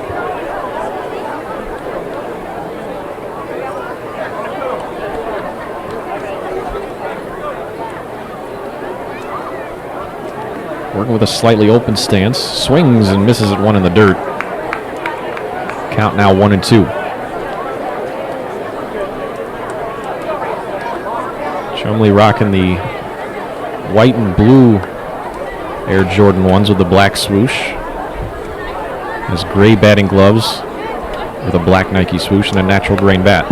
Next pitch is fouled back behind the plate. Shumley stays alive.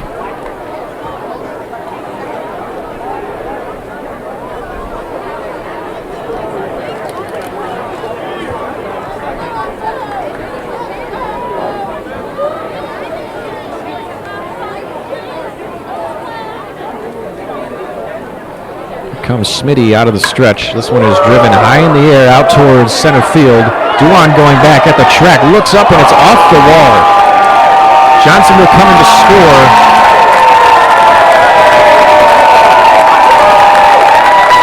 And Reed Shumley gets the Thunderbolts on the board with a two-out double over the head of Duan in center field. So the shutout for Smitty goes by the wayside. Thunderbolts finally strike here in the third. Up next now, the designated hitter, Henry Kuziak.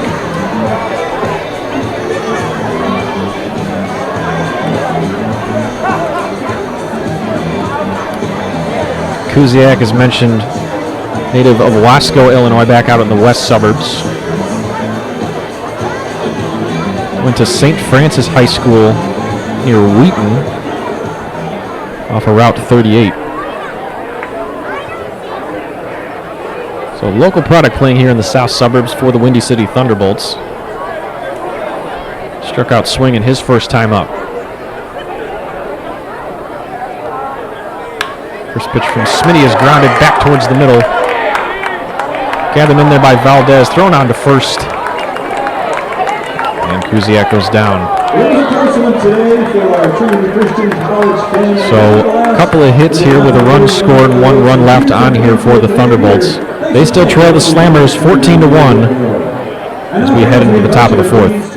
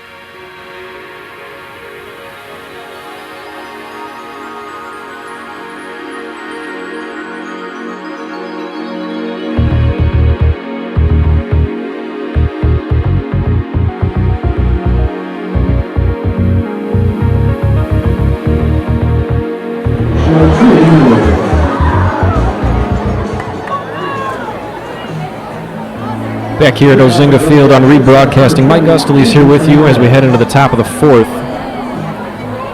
Joliet Slammers currently leading the Windy City Thunderbolts 14-1.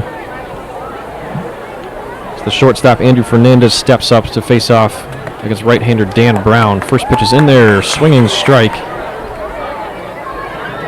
As Brown gets started on his second inning of work. Had a couple of strikeouts and a ground out as he went 1-2-3 in the third.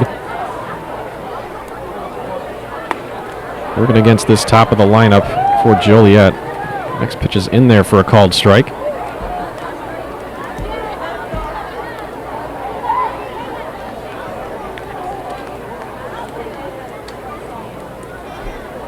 Here comes the 0-2 from Brown. The outside, and that'll be ball one.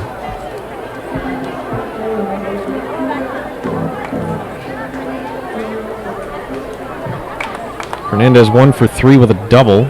He is struck out and flown out.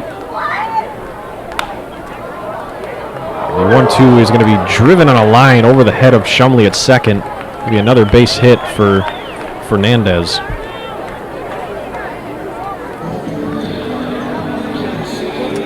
First baseman number 35, Matthew Wilkinson. So the first base runner against Dan Brown has reached here in the top of the fourth. That'll bring up first baseman Matthew Workington. Matthew with a couple of walks and a base hit. He steps back in for his fourth plate appearance. First pitch taken way outside for a ball. A defensive substitution, by the way, behind the plate for Windy City. Replacing J.J. Figueroa is recently signed Kyle Harbison.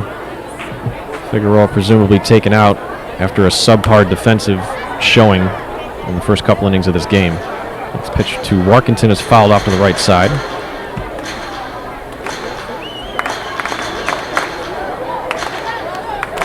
Harbison also was the first out of the last Bolts inning back in the bottom of the third. So apologies on not catching that one. Next pitch to Workington taken outside, 2-1.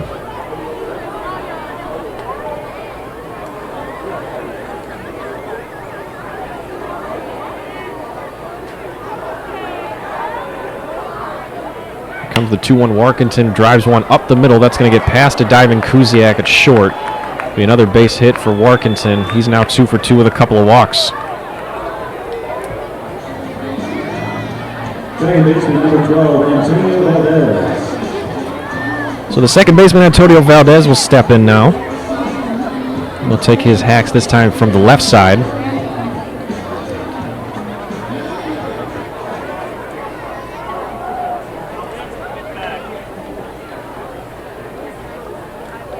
Valdez hitting .287 against right-handed pitching so far this season.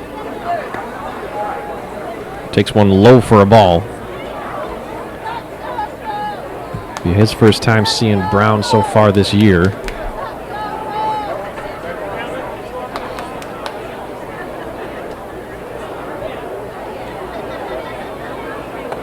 Swing and a miss on the next one. Count even now at 1-1.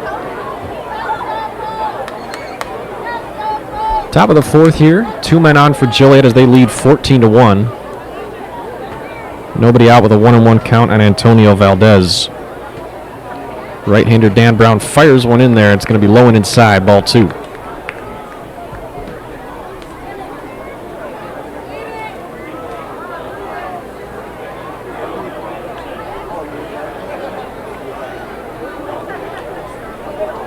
Valdez taking his time. Brown checks the runner at second.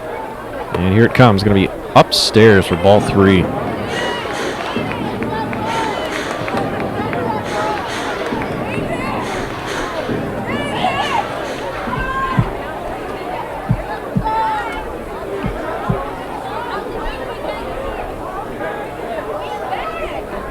Valdez with a 3-1 count. Here comes Brown. And that'll be inside for ball 4.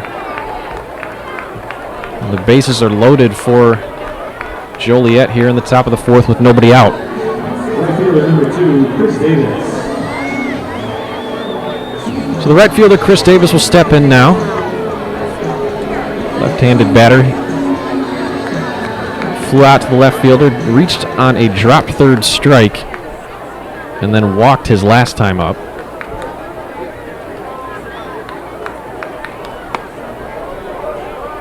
Takes one outside for ball one.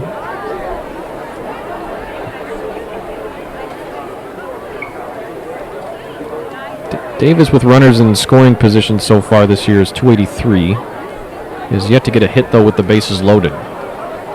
Here comes the 1-0 from Brown. And it hit the outside corner for a called strike.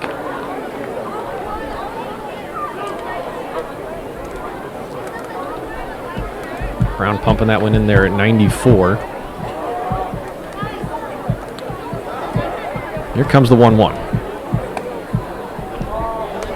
Harbison trying to frame that one on the outside, but it's ball. Count now 2-1.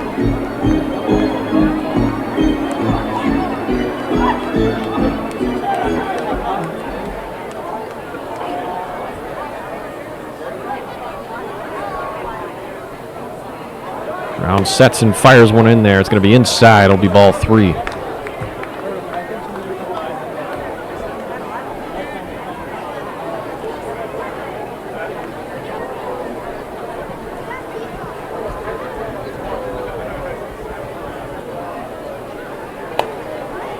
Another one on the outside, so back-to-back walks from Brown. He'll walk in another run.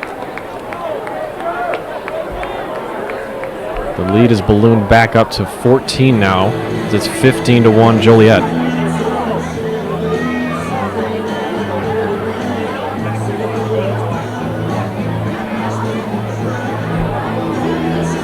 So Harbison will have a quick word with Brown out at the mound as Jesse De La Cruz comes to the plate. Another switch hitter batting from the left side.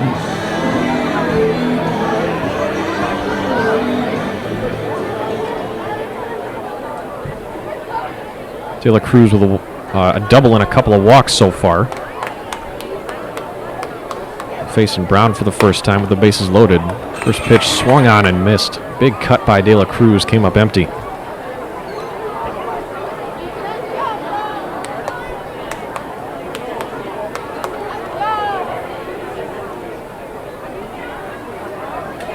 Comes the 0-1 from Brown. Down low for a ball.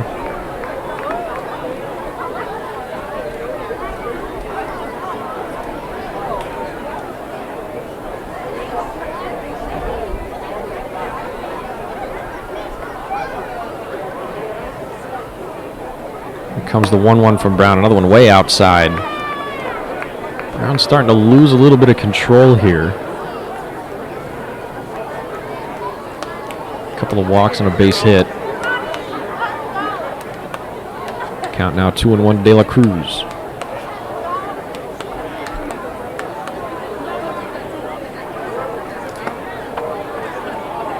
There's a called strike. De La Cruz didn't like that one. Had a hunched over look as he'll take his timeout to think things over. Bases loaded here. Still in the top of the 4th inning. Nobody out. Jesse De La Cruz, the third baseman for Joliet, standing in with a 2-2 count. Next pitch from Brown is going to be flown out to left field. Under it is Liniak. He'll make the catch and throw it in. But Warkentin will come in to score on the sacrifice fly. So Joliet now with a 16-1 lead. Sacrifice fly from Jesse De La Cruz. Mark that one as an F7 SF.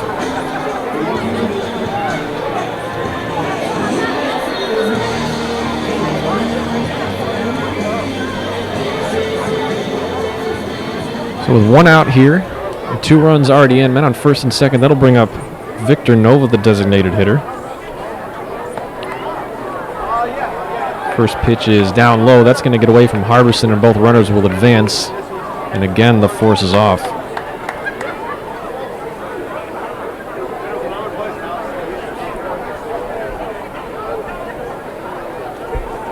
Previously, there was activity down in the Windy City bullpen. I can't see anybody warming up over there now. With 2 on and 1 out here in the 4th.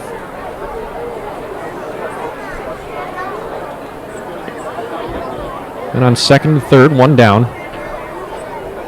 Nova sitting in there with a 1-0 count. And the next pitch outside.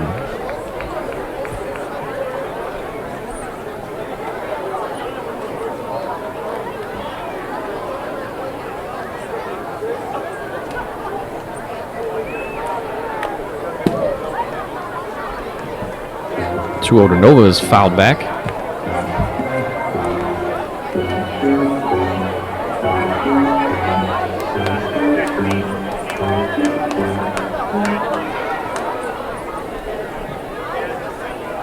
Here comes Brown. Next one is swung out and missed. Little breaking ball there. Count now even at 2-2.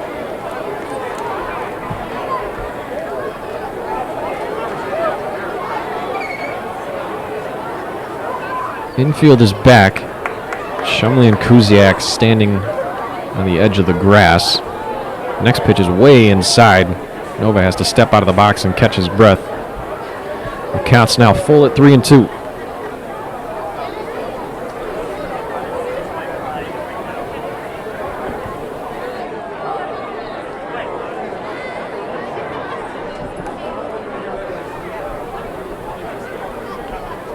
Here comes Brown. Inside, ball 4, and Nova will take his base.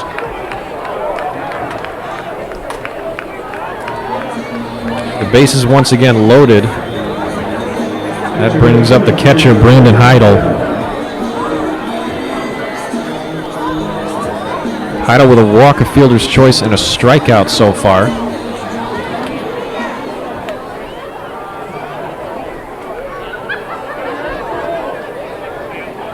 Brown trying to get out of a jam.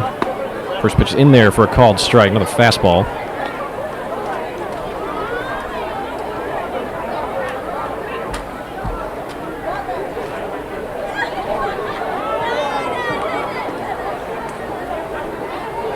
Heidel, another one without too much success with the bases with runners on base, just 229.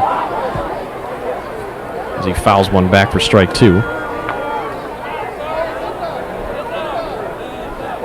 However, with his one at bat with the bases loaded, he is 1 for 1. Stares down Dan Brown with an 0-2 count. And here it comes. Outside, that'll be a ball. Almost skipping away from Harbison.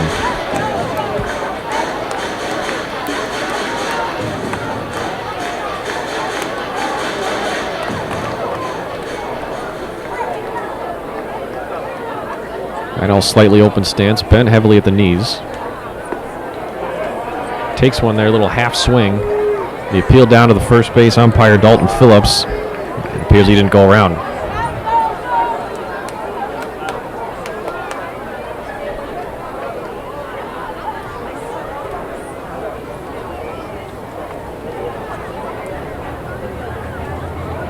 Here comes the 2-2 from Brown.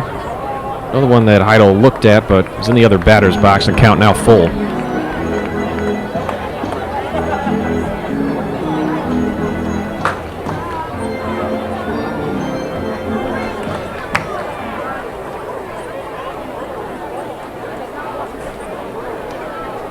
Comes the 3-2 from Brown, pulled heavily foul towards the Thunderbolts dugout down the third base side.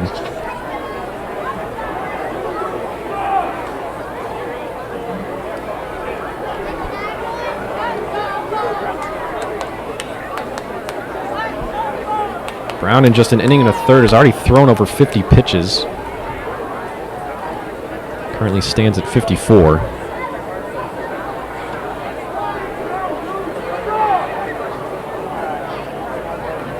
Once again, the 3-2 from Brown. Out of the stretch and fires.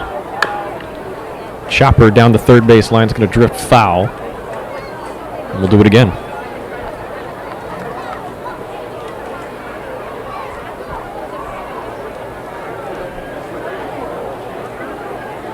First final of the night across the Frontier League coming in as the Ottawa Titans took down the Tri-City Valley Cats 6-5.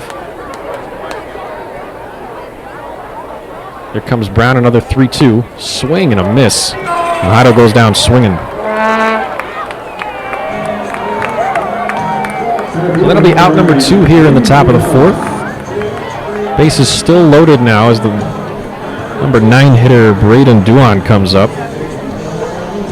Joliet center fielder with a couple of base hits and a strikeout.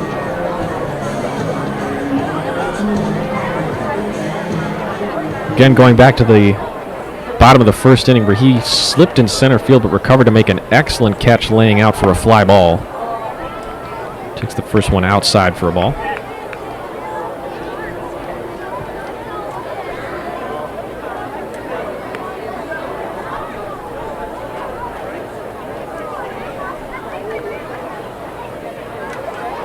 Some standing up and stretching going on in the Woody City bullpen, but still nobody throwing.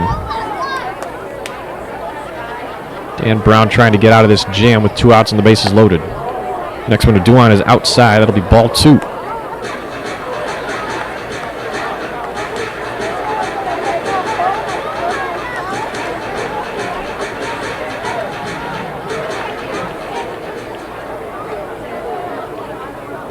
Here comes the 2-0 from Brown. That'll be in there for a called strike.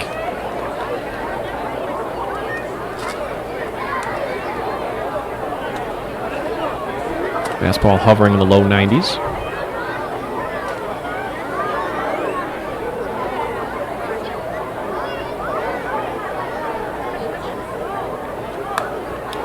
Next one from Brown is driven straight back off the netting. I think if the netting wasn't here, it probably would have hit me right in the face.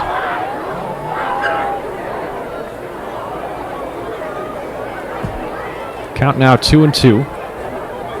Bases loaded with 2 down here in the top of the 4th. 2 runs already in for the Slammers as they lead 16-1. Here comes the next delivery from Brown. Fouled straight back.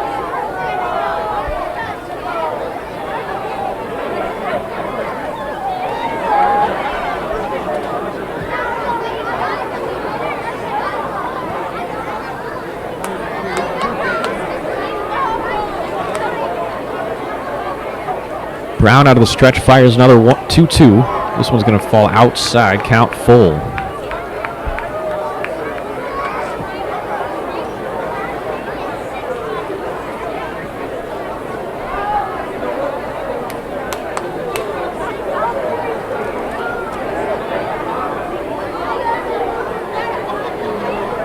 Full count, runners moving, and it's outside in the other batter's box. Another run walked in by this ThunderBolts pitching staff.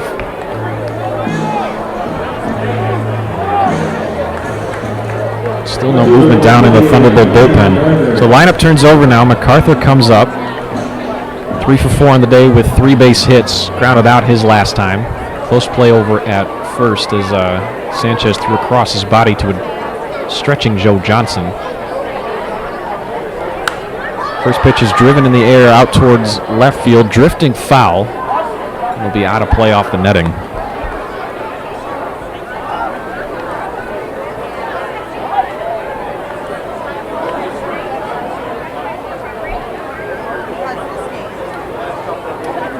Three runs in so far.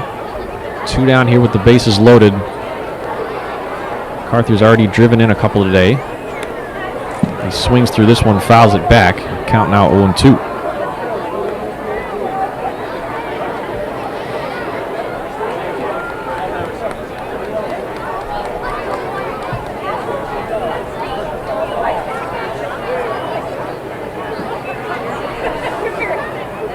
MacArthur, the left-handed batter, controlling left field today. Takes his 0-2 from Brown. It's going to be driven foul off to the left side.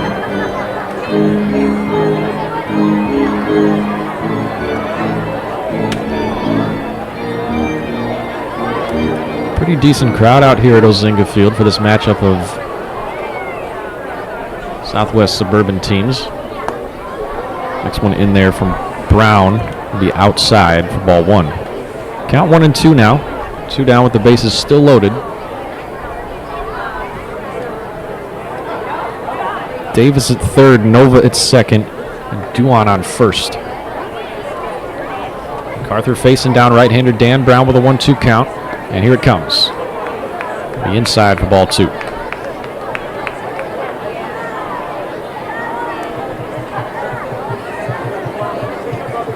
Middle infield back near the edge of the grass. Johnson taking a step back at first. Sanchez more in the middle of the line, middle of the diamond from third. Uninspired cut on and miss there from MacArthur, and the side is finally retired. But the Slammers score 3, but they leave the bases loaded. It is 17-1 here as we head into the bottom of the 4th at Ozinga Field.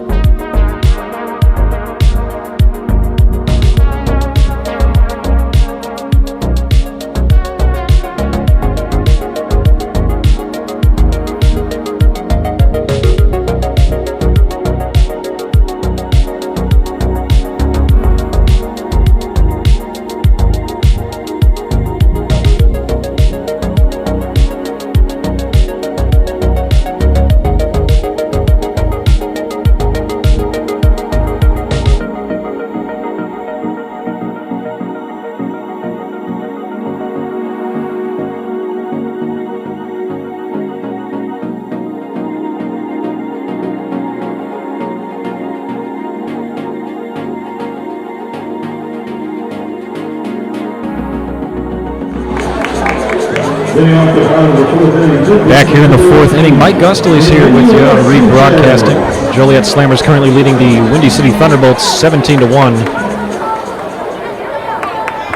As Emmanuel Sanchez steps into the box for Windy City, tries to chip into this lead. First pitch he sees from right-hander to Landon Smitty is outside for a ball.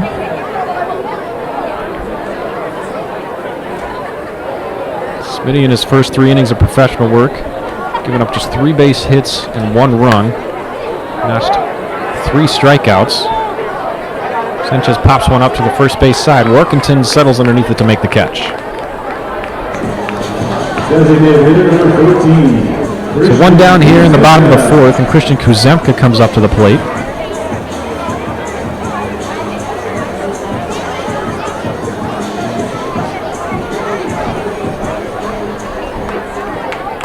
Kuzemka with one of the Thunderbolts' 3 base hits so far.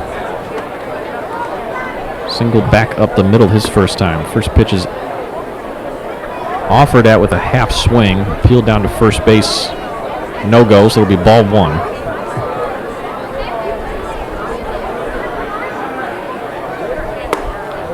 Next one pumped in, that one's a called strike.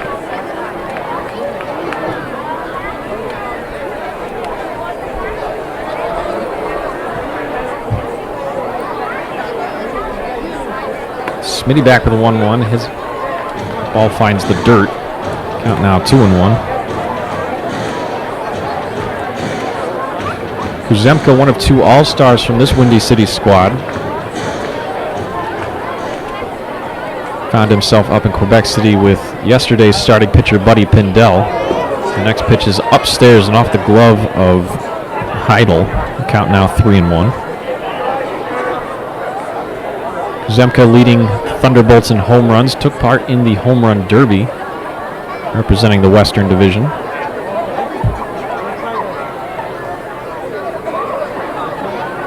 As he stares down Landon Smitty with a 3-1 count. The right-hander fires. Going to be outside for ball 4. Kuzemka will take his base. That'll bring up Brendan Dorigi, the right fielder. Right fielder number 27, Brendan Dorigi. Dorigi grounded into a double play his last time. It was a 1-6-3 double play. Shot it right back at the pitcher, Smitty. See if he can change his fortunes with 1 out here in the bottom of the 4th. First pitch from the right-hander is outside.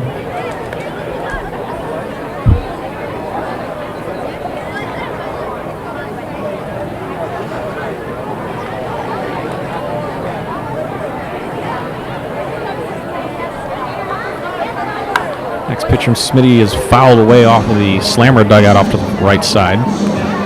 Count even.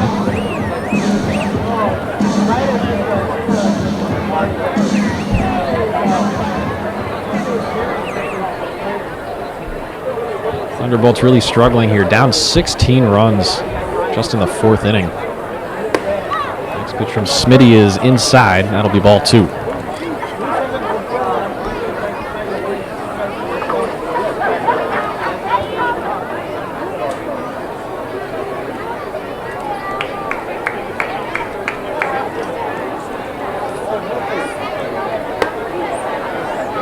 Next one, they're outside. Count now 3-1.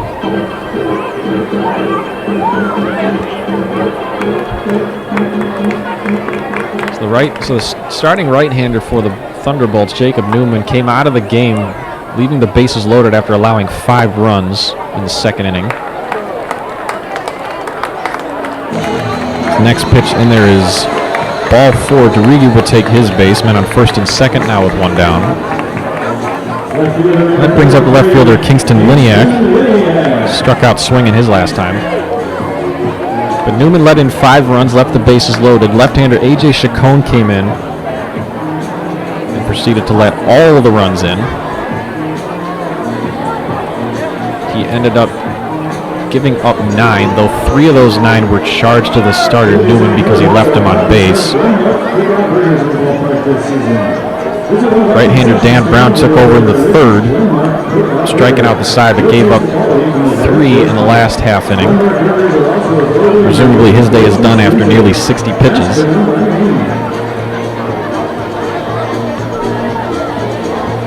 Joliet takes a timeout here to talk to the right-hander Smitty, trying to figure out their way out of this jam with men on 1st and 2nd and only 1 out.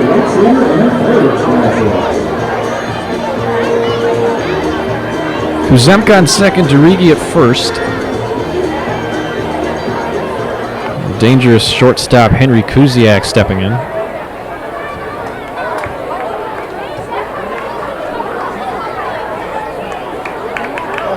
Kuziak leads.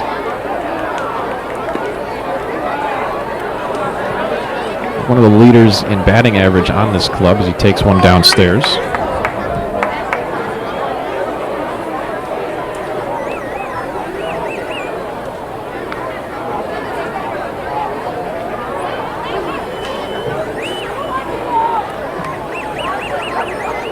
Here comes the 1-0 from Smitty, going to be fouled back way over the netting behind the plate. That foul goes brought to you by Joliet Glass. We're thinking good. Our glass stays strong.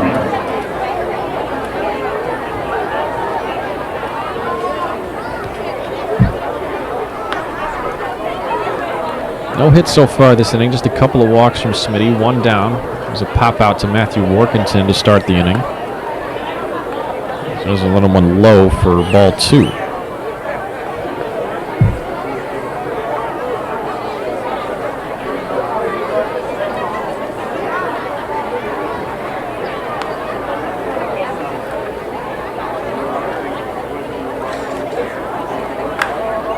This one's going to be a line drive out towards the right field, towards the right fielder Davis.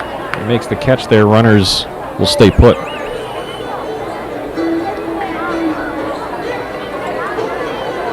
So 2 down here. 1 on 1st and 2nd. That brings up the new catcher, Kyle Harbison.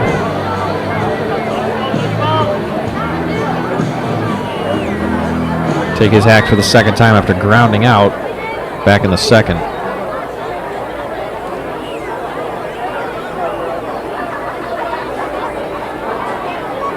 Someone's blowing a slide whistle down there, and I think I'm going to make him eat it after the game. First pitch inside for ball 1.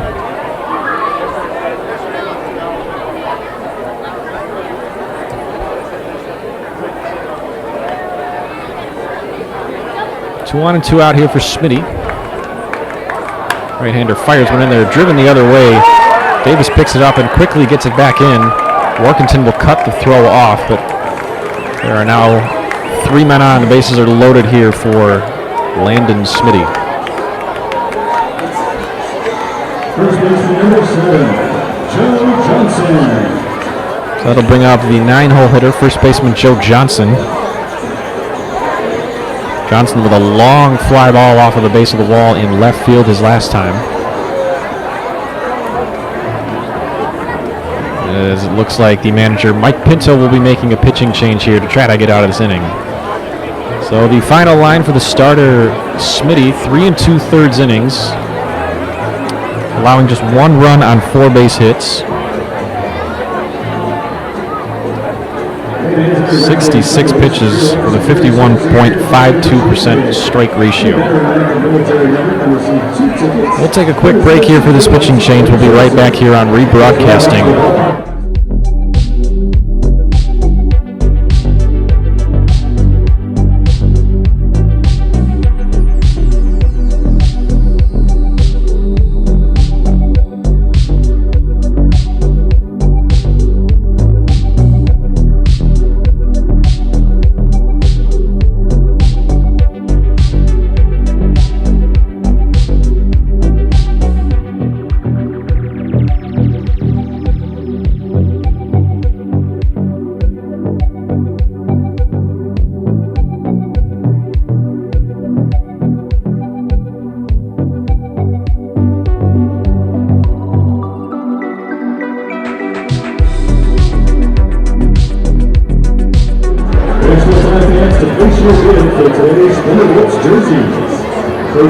Back here on rebroadcasting from Ozinga Field, Mike Gustalees here on the call. The Slammers lead the Thunderbolts 17-1. Pitching change starting at right-hander Landon Smitty is out after 3 2/3.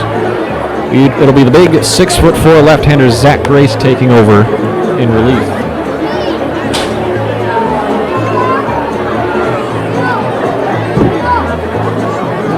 Grace so far this season in 21 appearances, with a 4.46 ERA.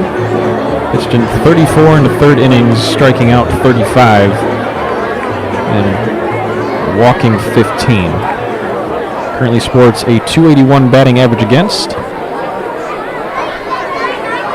And he'll face Joe Johnson here with the bases loaded and 2 outs.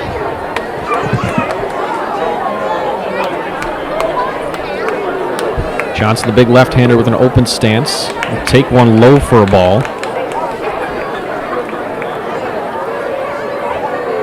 Most likely a matchup move on the part of Joliet manager Mike Pinto. Lefty on lefty here.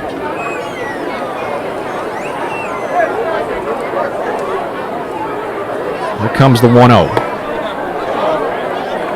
And Hyde will try to frame that one on the outside. It'll be a ball nonetheless. So Zach Grace, formerly of Iona University, via Wake Forest. Wake Forest, of course, with a historic draft recently, having a number of players go in the first round. Next pitch is in the dirt. Good stop that time by Heidel. And of course, Iona University, where head basketball coach Rick Pitino went to get his redemption after being dismissed from Louisville in the Adidas controversy a few years ago.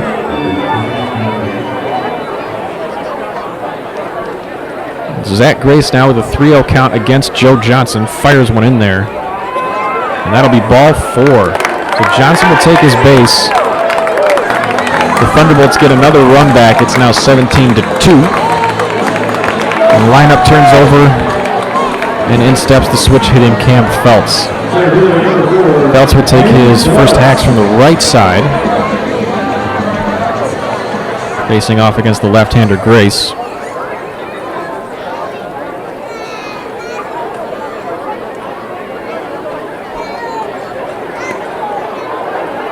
First pitch to Feltz is in there for a called strike. Grace in his first season coming out of college in the Frontier League. Just 23 years old, native of Voorhees, New Jersey. Delivers the 0-1 to Feltz in there for another called strike. 2 pretty good looking pitches there. A couple of heaters over the heart of the plate. Feltz chokes up slightly. Bat rests on his shoulders, and here comes Grace with the 0-2. Fouled back.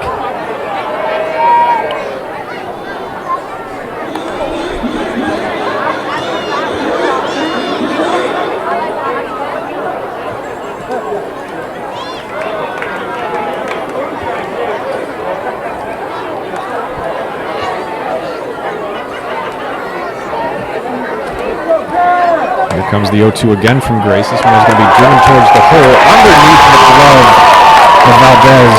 That'll score another run.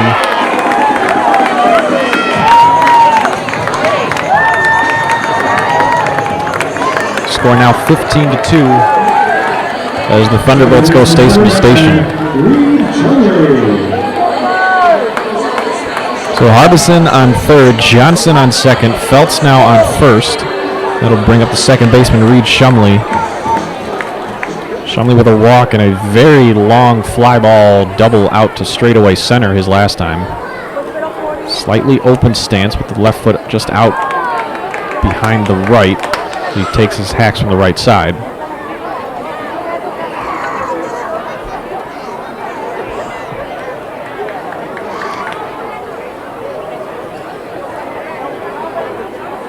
Grace, the thin left-hander, takes a look and fires. Check swing that time by Shumley. Appeal down. That is going to be a called strike. Dalton Phillips down the line at first making the call.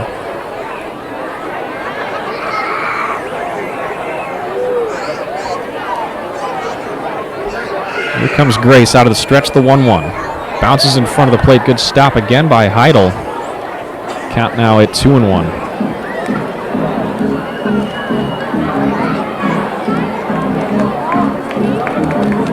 The wind has died down here as the temperature has dropped. It was about 81 when the first pitch happened. Here in the bottom of the fourth is about 76. No wind currently. Grace out of the stretch, fires. Inside, ball 3.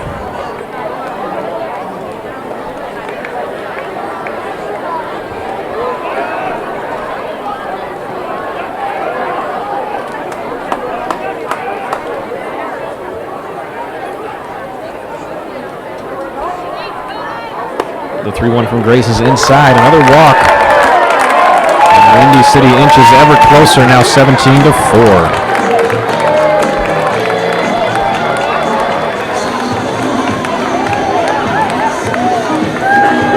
So in steps the shortstop, Henry Kuziak. Kuziak over 2 with a strikeout and a ground out so far.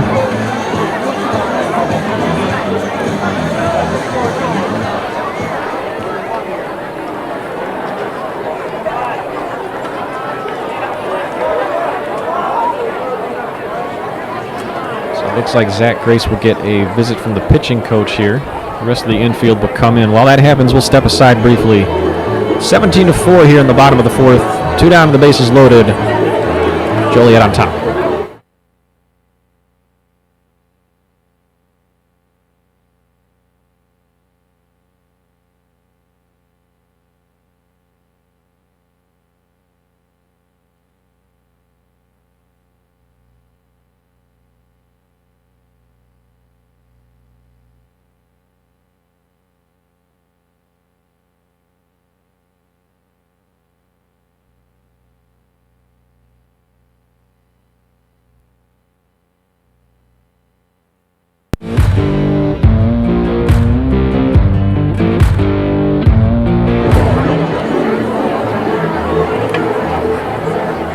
So Kuziak steps in after the pitching coach visit to Zach Grace.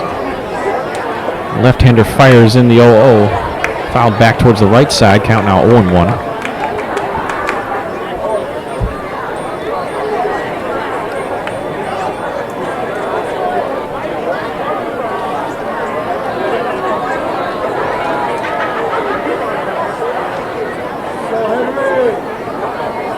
Grace with a couple of walks and a base hit.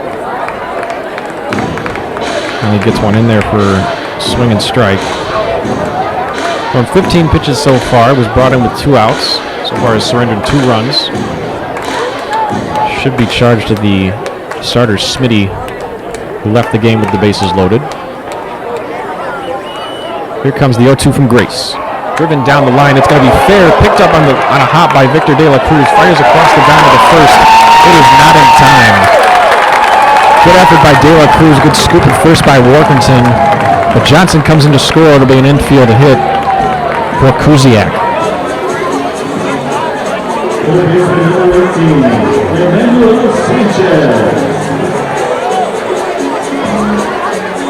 So the Thunderbolts inching ever closer now. Trimming the lead now down to 12. It is 17-5. They have posted 4 in the inning. Grace having some trouble here closing out the last of the 4th. First pitch is fouled back off the mask of Heidel. That one looked like it got him pretty good. Abdiel Morel, the home plate umpire, checking in to make sure he's okay, and Mike Pinto will come out with a trainer to take a look.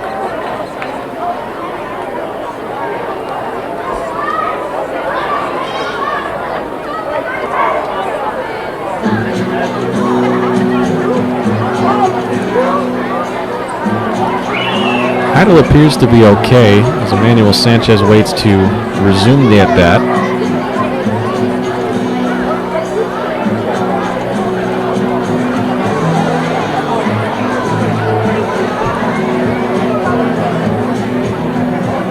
Heidel taking over catching duties with Drew Stengren currently on the injured reserve list for Joliet. Stengren, the other half of the all-star bids from Joliet this season. After taking a couple of pitches to regather himself, it looks like Heidel will stay in the game. Sanchez steps back in with an 0-1 count.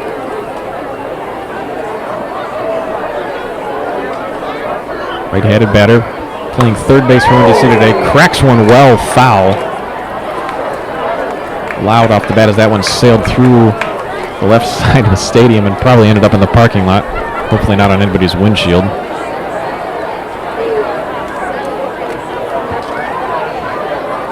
So 0-2. 2 down here with the bases loaded. Grace fires, and it's inside.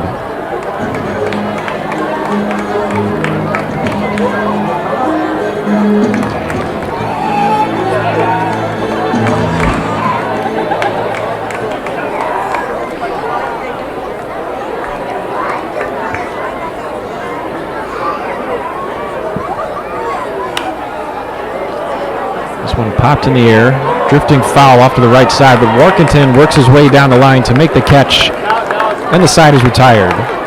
But the Thunderbolts score 4 times and trim the deficit down to 12 here. They trail the Joliet Slammers 17-5, headed into the 5th.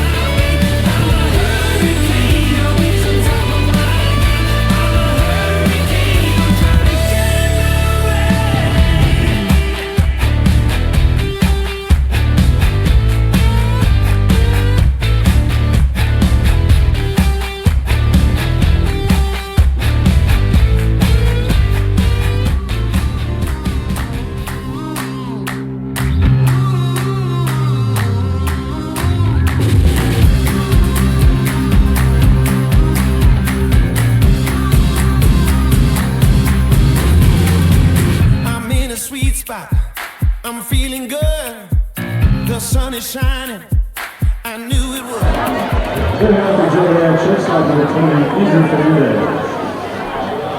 So Andrew Fernandez, the switch-hitting shortstop, will face off against Dan Brown, who surprisingly is out there for his 3rd inning of work. Takes one on the outside for a ball. Brown with over 60 pitches and 2 innings of relief work. Kind of lost a little bit of control in his last inning, giving up 3 runs. Another one on the inside. That's going to be ball 2.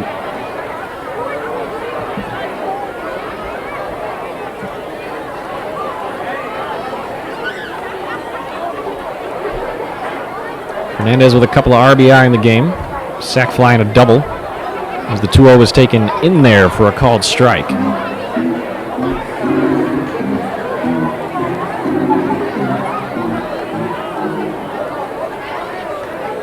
Here comes Brown with pitch number 69. Swing and a miss.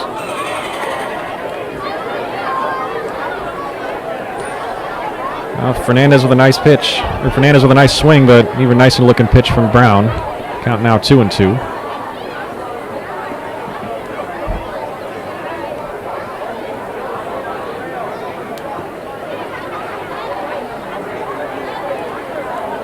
Here comes Brown. Fouled straight back off the screen. Fernandez will do it again.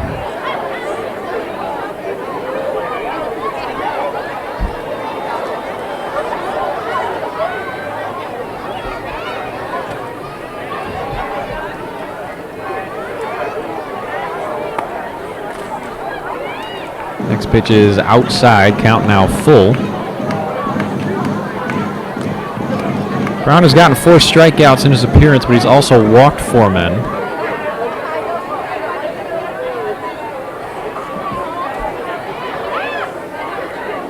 Here comes the 3-2. Swing and a miss. Struck him out. So there's strikeout number 5 for Brown. There's one down here in the top of the 5th.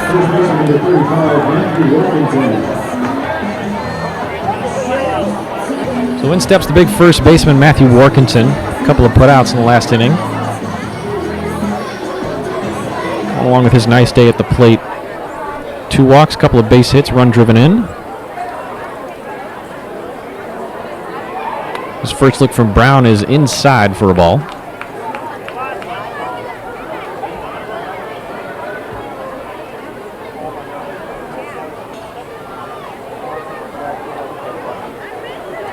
Brown back with a 1-0. This one is popped up, drifting foul back behind the plate, and it'll get out of play.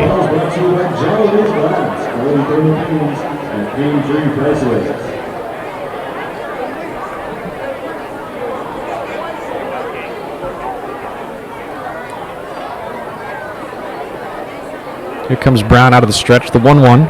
Another foul ball straight back. Brown 2 1/3 innings, up to 76 pitches now.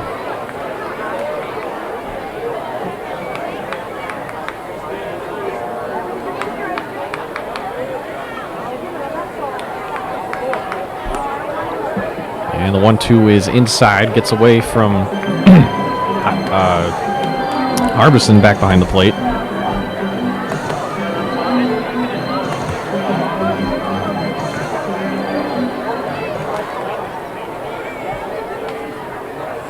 Brown with a new baseball. Now sets and fires. As called strike 3, Workington will take a seat. Brown picks up strikeout number 6.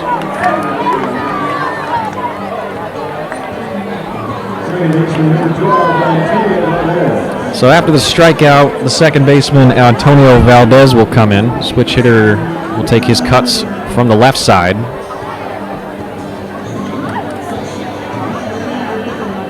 Brown now up to 80 pitches in just 2 2/3 innings. First one is low to Valdez.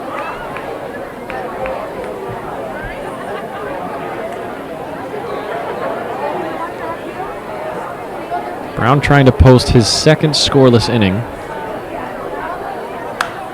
As this one is driven in the air out towards left center field. Felt's coming over, and he will make the catch and retire the side. So the Slammers for the first time tonight go 1-2-3. Excuse me, the second time tonight go 1-2-3. No base hits, no runs. They currently lead 17-5 as we head into the bottom of the 5th here at Ozinga Field.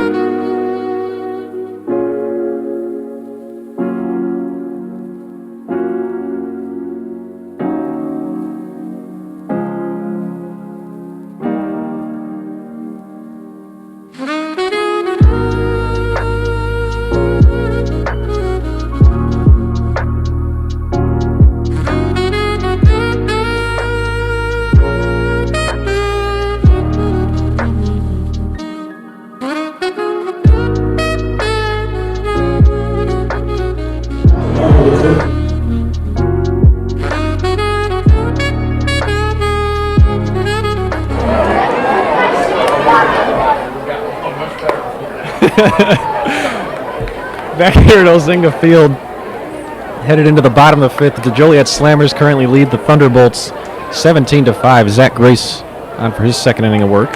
Fires in a strike to Christian Kuzemka. Next one is outside, evens the count at 1-1. Kuzemka with a single and a walk so far tonight. Thunderbolts trying to find their way back to this game after being down as many as 16. 1-1 to Kuzemka is a called strike on the outside corner.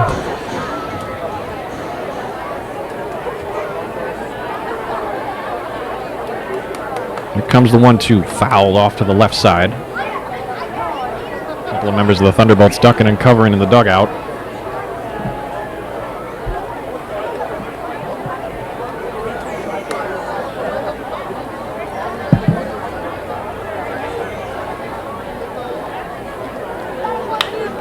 Next pitch to Kuzemka is going to be driven to the gap out towards right center field.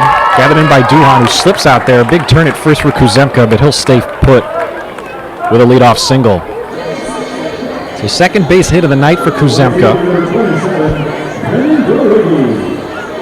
And the right fielder, Brandon Durigi, will come in and take his cuts now against Zach Grace. Another left-on-left matchup.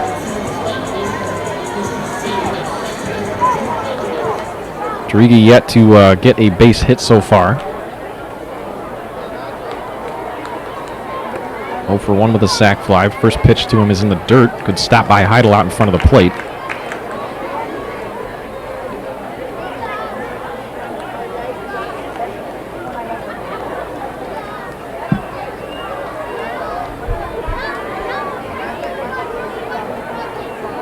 Grace always working out of the stretch. Take a look at Kuzemka at first and fired in there. And there's a called strike on the outside.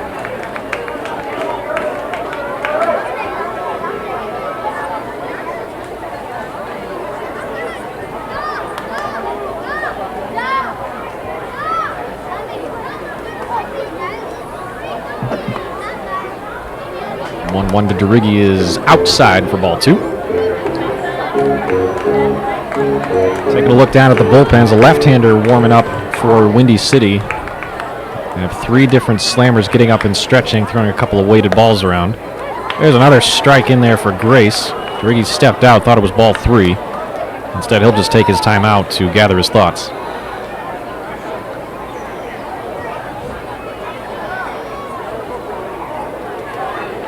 That's the big left-hander Jack Mahoney down in the Windy City bullpen. Currently leads this team in ERA.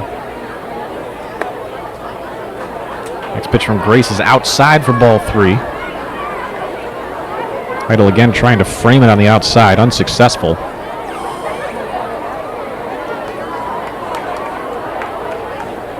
Here comes the 3-2. This one is lined right back towards Workington, who immediately steps on first for the double play. Matthew Workington with some quick reflexes over there in the hot corner at first base. Big 6'6" Canadian first baseman. He's a double play all himself.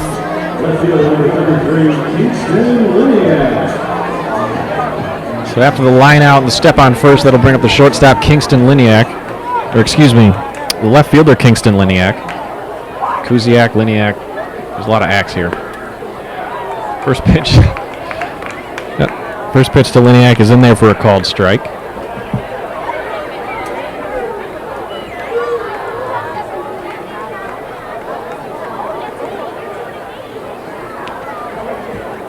Grace trying to finish out the bottom of this 5th inning here with no damage.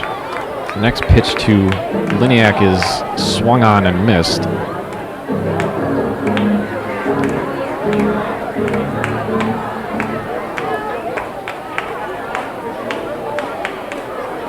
Here comes pitch number 32 from Grace. Check swing, the appeal down to first. He did not go. Count now 1-2.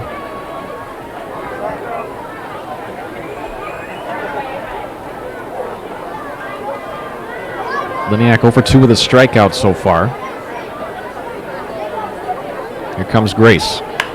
This one is going to be driven towards center field. It'll drop in front of the center fielder, Duhan. It'll be a 2-out not for Liniak, and he keeps the inning alive. So that'll give a chance to the catcher, Kyle Harbison. 1 for 2 with a base hit so far today. Kyle Harbison.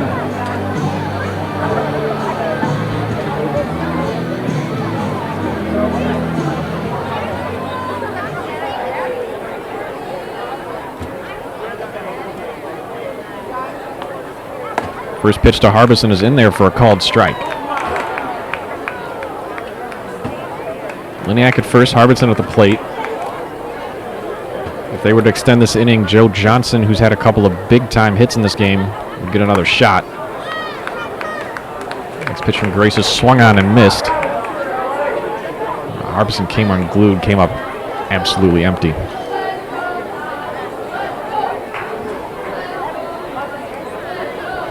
One on with 2 out here. Comes the 0-2 from Grace. Grounded back up the middle. Stopped on the backhand that time. Ooh, looked like Valdez kind of got up a little awkwardly after sliding through the turf. It'll be an infield hit for Harbison. So Johnson will get a chance here with men on first and second and 2 down.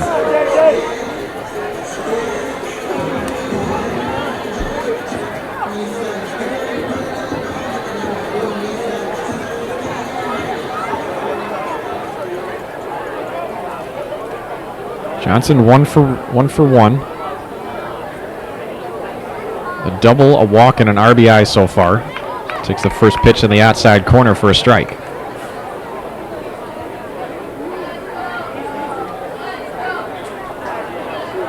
Johnson played under Bobby Jenks in the Pioneer League last season. Followed him over to the Windy City Thunderbolts. Next pitch from Grace is a little high that time. Count now even at 1-1.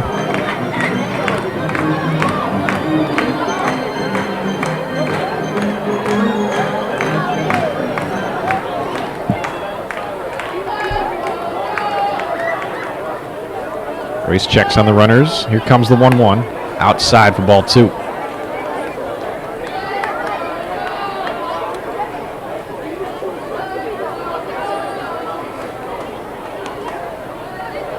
Johnson just a .229 hitter with runners on so far this season.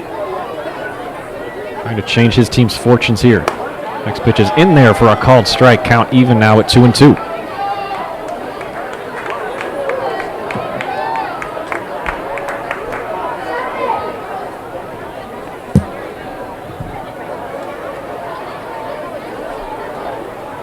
Grace settles in, fires out of the stretch. It's going to be outside. The count is now full.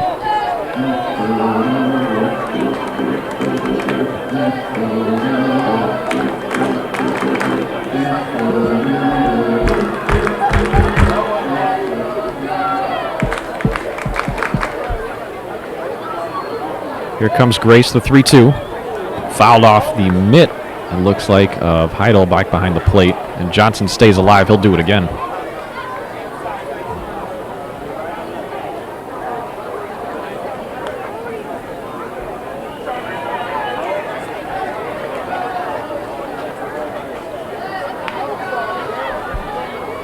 Johnson stepping back in. Big time open stance, a la Rafael Devers. Next pitch from Grace is outside, ball 4. So the lineup will turn over here. Bases are now loaded for the center fielder, Cam Phelps.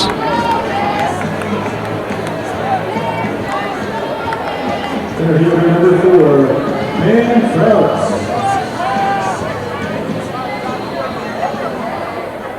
Phelps again hitting from the right side.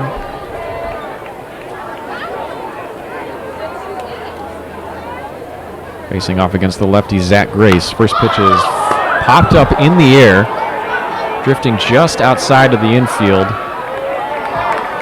And the shortstop Fernandez is underneath it. He'll make the grab and the side is retired. So the Bolts leave them loaded here. They do not score. And they are still down to Joliet. We return in the top of the 6th.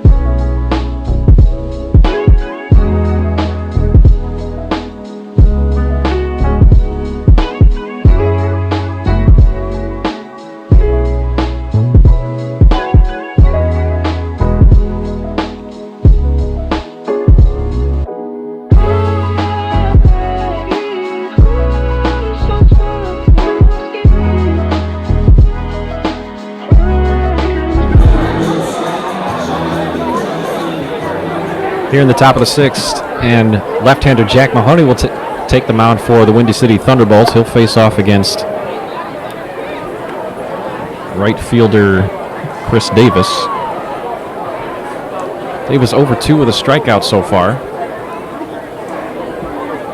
Mahoney, one of the leaders in this Windy City bullpen. Big 6'8" left-hander has thrown 41 innings so far. Accumulated 39 strikeouts and a 3.51 ERA. Windy City down 17-5. I think the funniest part about this whole thing is that in the game notes that I get before some of these games, one of the highlights was since the All-Star break, the Thunderbolts bullpen had not allowed an earned run over 7 games in 22 innings. It's not exactly worked out that way, but things can always change. Down 12 here in the 6th. As Davis takes one in there, count now 3-1.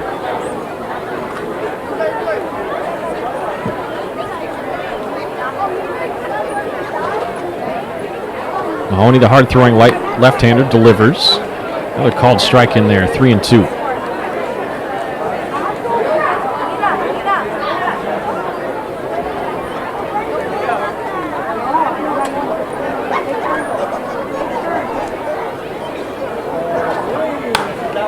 This one clipped off the end of the bat, but it'll drift back behind the third base bag and foul. Davis checking his bat, kind of made an awkward sound. May have thought it was cracked on contact. So it'll be Davis, De La Cruz, and Nova, 5, 6, and 7 hitters for Joliet. Mahoney out of the stretch, fires. Inside, Davis will take his base.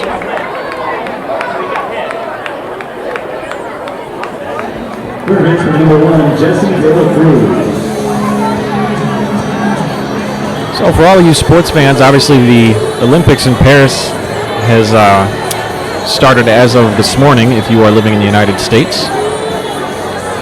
So we're going to have a little bit of a special edition here on this day in Olympics history. The 1992 United States men's basketball team, aka the Dream Team, defeated Toni Kukoc and the Croatian national team by a final score of 103-70. Michael Jordan led the team with 21. Drazen Petrovic led the Croatian team with 19. As Jesse De La Cruz swings and misses the count, now 1-1. Of course, Toni Kukoc, who later became a Chicago Bull, a favorite of the Bulls' general manager. There's another called strike on De La Cruz. Kukoc was held to 4 points on 2 of 11 shooting. So that was July 27th back in 1992.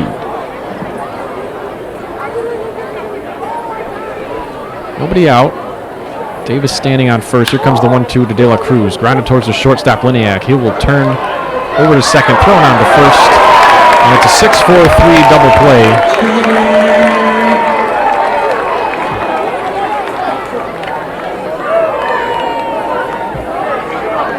Kuziak to Shumley over to Johnson. And just like that, there's 2 down here in the top of the 6th.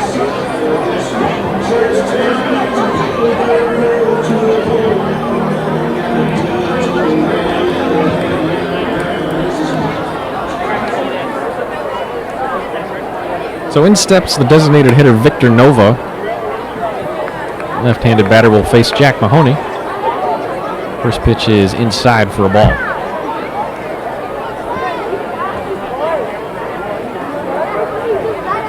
Mahoney out of the stretch, fires one. It's going to be driven the other way. Liniak picks it up on the backhand, fires across the diamond to first, and the side is retired. So a walk, a double play, and a ground out. 3 come up and 3 sit down. Mahoney with a scoreless 6th. We head into the bottom half of the inning. Joliet still on top, 17-5.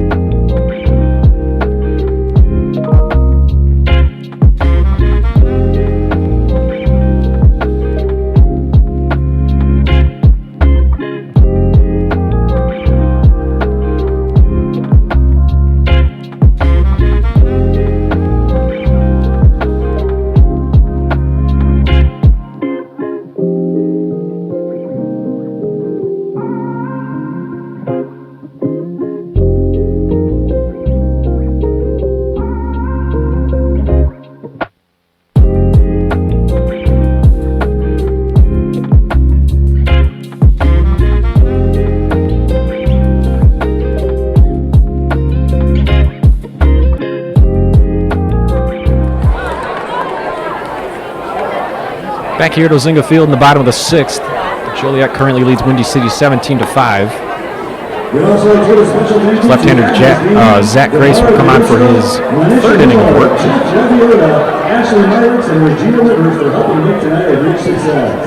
He'll face off against second baseman Reed Shumley, who pops one foul off to the right side. And now we ask that all healthcare workers please rise so we can express our appreciation. Please join me in a big round of applause to thank all of our healthcare heroes. Grace staring down Shumley with a 1-1 count. Left-hander fires. It's going to be low and inside for ball 2. Batting for the ThunderBolts, number 9, Reed Shumley.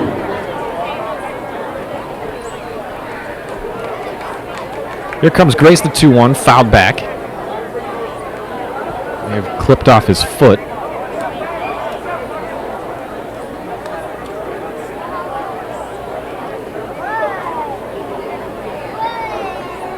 I gotta say, I know it looks cool, but I can't understand the thought process behind playing sports in Jordan 1s. It just, they're flat-footed, it doesn't work. It's cool, but, I mean, unless you got some orthotics in there, I don't get it.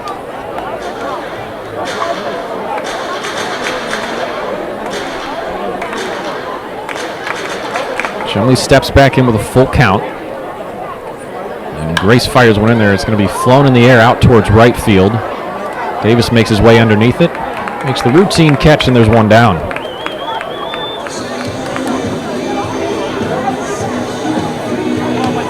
So in steps the shortstop, Henry Kuziak. Kuziak with a couple of nice defensive plays last inning. Although he did make an error, I believe, back in the second. First pitch from Grace is in there for a called strike.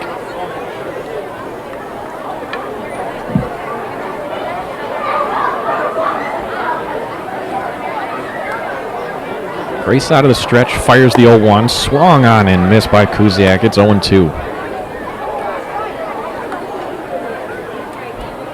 Grace, the left-hander, sets up right square in the middle of the rubber. Fires in the 0-2, is fouled off to the right side. He sort of crosses his body when he comes set from the stretch. He brings his plant leg over his drive leg, so the right crosses in front of the left on the rubber. And then cocks back for a big step. Big swing and a miss from Kuziak. There's another strikeout for Grace. For base number 18, Emmanuel Sanchez. So a fly out and a strikeout for Grace. And he'll face off with the third baseman, Emmanuel Sanchez. Sanchez 0 for 3 today.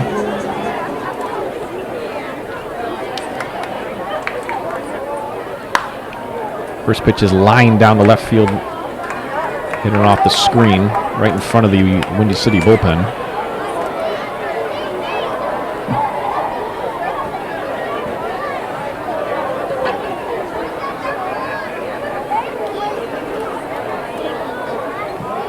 Here comes the 0-1 from Grace. This one is fouled back, this time towards the right side.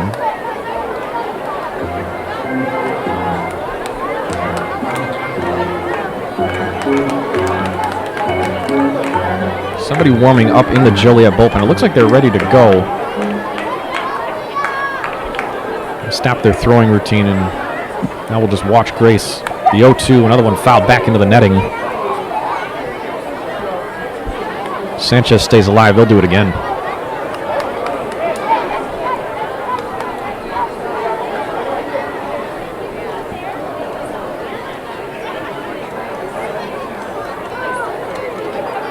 Here comes the 0-2. That one's going to be low.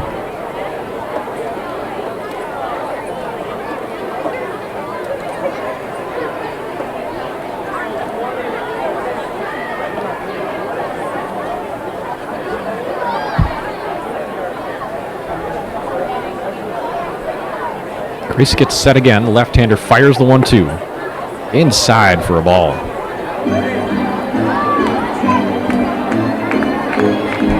K-zone that we have says that clipped the bottom of the zone. That should have been strike 3, but I guess not.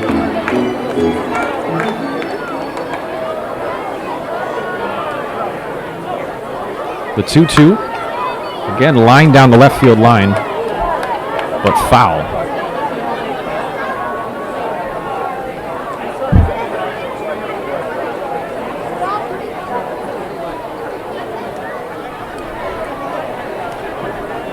Two outs, nobody on, the 2-2 count to the third baseman Sanchez.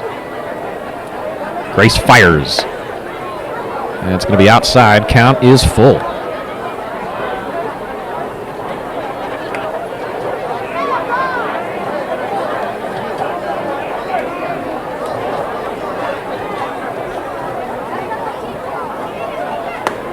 Grace's next pitch is in there for a called strike. A little bit of chirping, looking like it's coming from the Windy City side, but nevertheless, the side is retired. So the Windy City Thunderbolts do not score. They remain down 12. It is 17-5.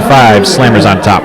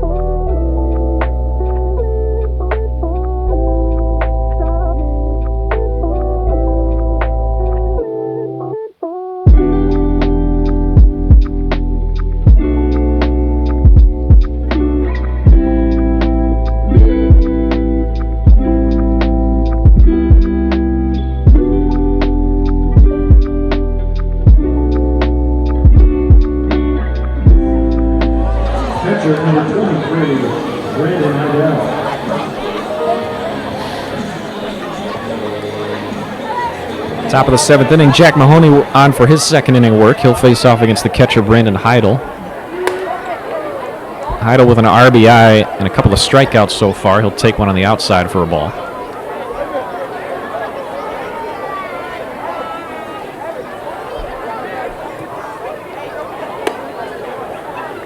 Next one is outside, 2-0.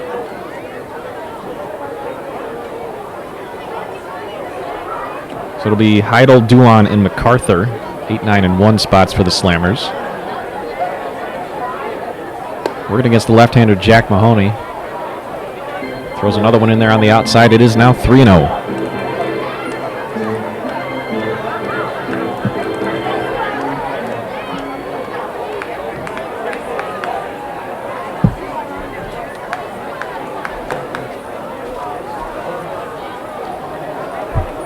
And there's ball 4 to Heidel. He'll take a stroll down to first. It'll bring up Braden Duhan, the center fielder.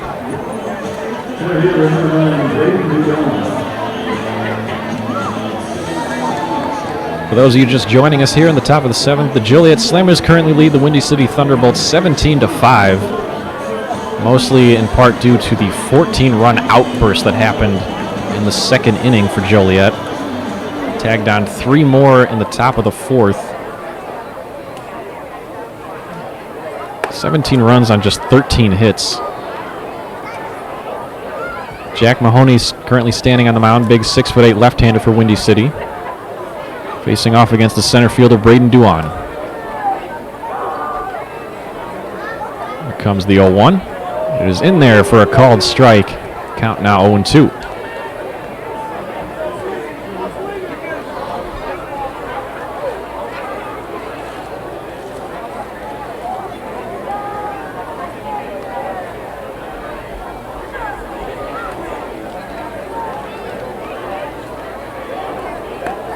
Big swing and a miss from Duan. And there's strike 3. So Mahoney sits down Duan for the first out of the inning. The lineup will turn over. Liam MacArthur will step back in. MacArthur started off red hot. 3 straight base hits, including an RBI. But he's fallen short his last couple of plate appearances, including a strikeout last time. First pitch from Mahoney is inside for a ball.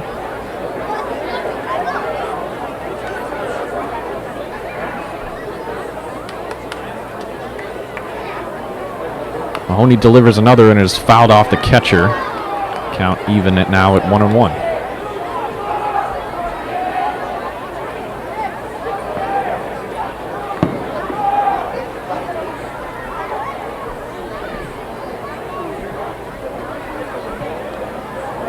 Mahoney checks the runner at first and fires. This one is going to be grounded towards the shortstop, Liniak. He'll throw on to Shumley over at second. He throws him on to Johnson at first. They only get the one at second. So count that as a 6-4 fielder's choice. MacArthur beating out the ground ball to first.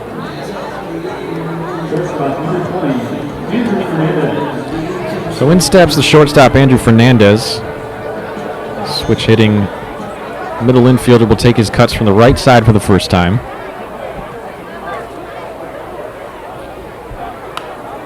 First pitch from Mahoney is fouled off towards the right side.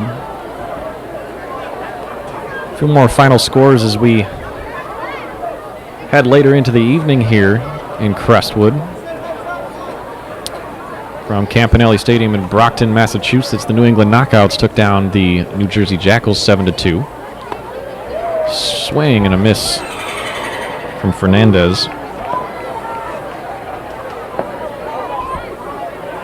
The Sussex County Miners made a valiant comeback effort, it looks like, tying the Florence Yalls, but it looks like Florence walked them off in the bottom of the 10th inning. Washington took the middle game against the New York Boulders to even that series, final 6-2 at Wild Things Park.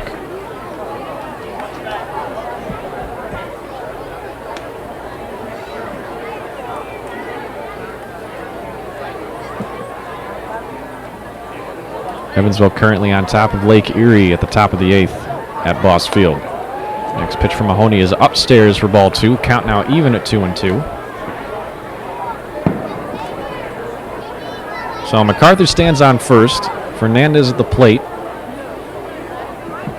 2 down with a 2-2 count. Here comes Mahoney. A little soft grounder towards the third base side, but it'll bounce foul.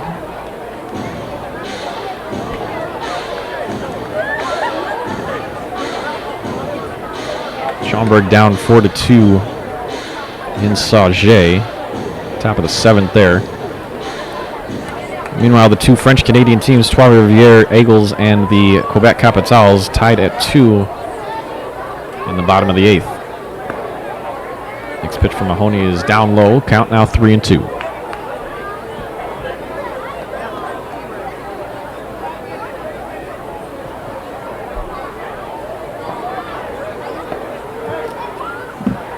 Fernandez with a full count. Grounds one past this lunging Kuziak over its shortstop. We'll get into left field for a base hit. Fernandez keeps the inning alive with a 2-out base knock.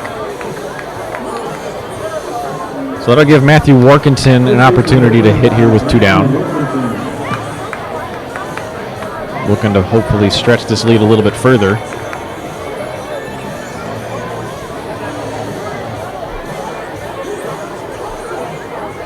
Workington 2 for 3 with a couple of walks and an RBI.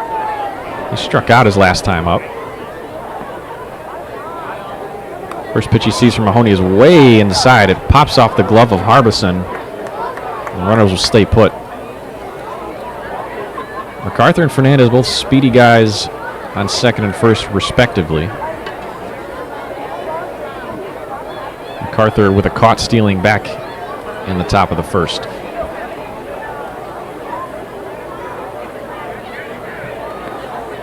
Mahoney fires the 1-0. It is fouled back.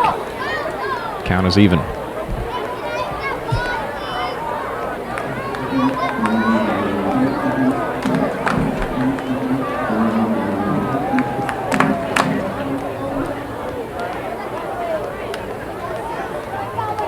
Here comes Mahoney, the 1-1, is be down low for a ball.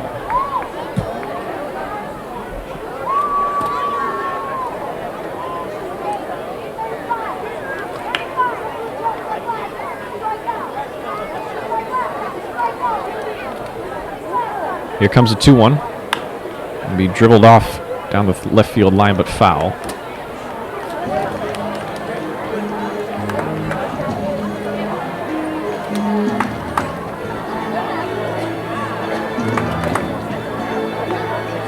Heck of a situation for Warkentin. 2 on, 2 out. A chance to be a hero here, you know. Up 12. Here comes Mahoney. Swung on and missed. Warkentin will take a seat. His second strikeout tonight. Mahoney gets out of the jam. So 2 left on here, but nobody scores for Joliet. They still lead the Thunderbolts 17-5.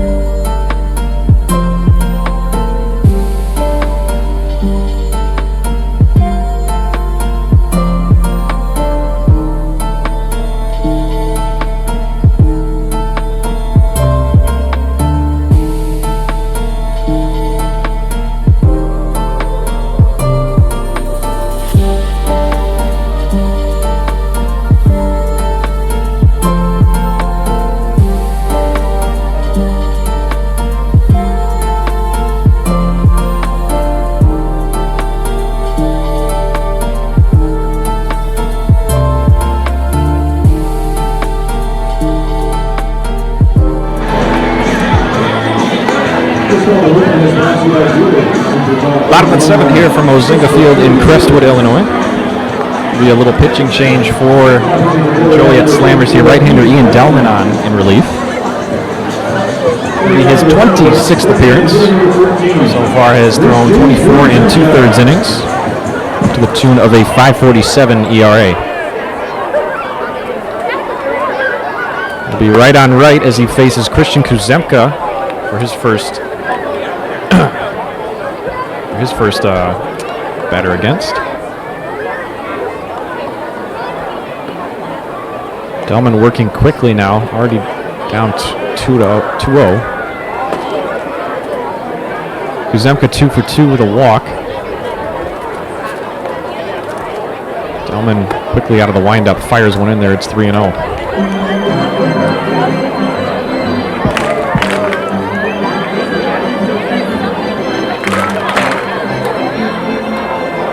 Here comes the 3-0 from Delman. It is outside ball 4, so it's a 4-pitch walk out of the bullpen for the righty Delman. That'll bring up Brendan Dorigi, the right fielder. Dorigi still hitless tonight, 0 for 2.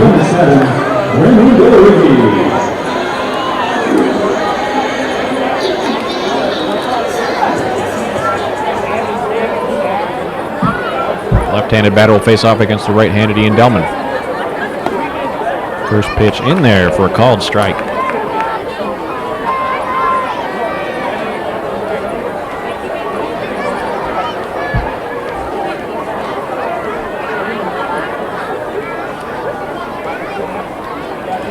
Man on first. 0-1 is swung on and missed by DeRigi. Count now 0-2.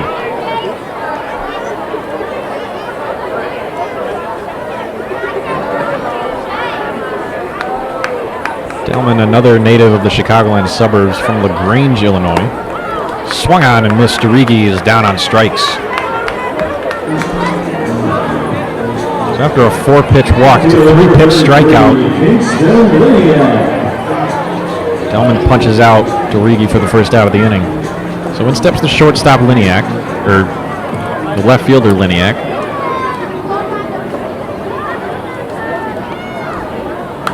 Facing Delman for the first time, he'll foul one back out of play.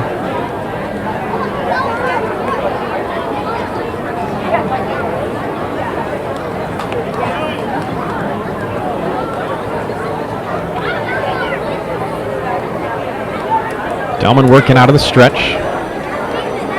Kicks and fires. Outside, ball 1.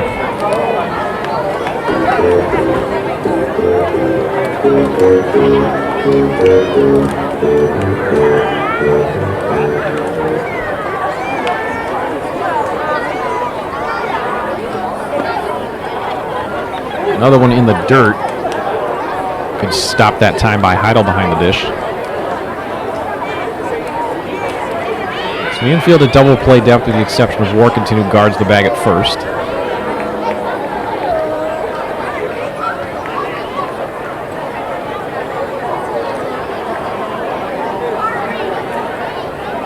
Delman with a little bit of a use of the rosin bag, steps back on the mound. And fires. This one is driven in the air out towards shallow left field. Working his way underneath it is Fernandez, and he'll make the catch for the second out.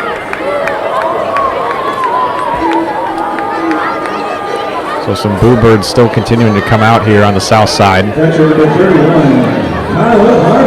Kyle Harbison steps to the plate with Kuzemka on first and 2 down. Thunderbolts still down 12.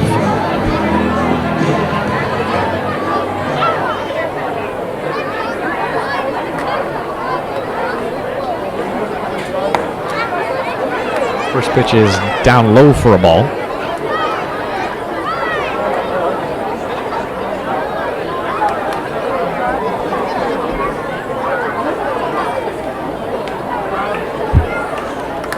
Comes the 1-0. Harbison swings through that one, a little half-hearted attempt. Count even at 1-1 now.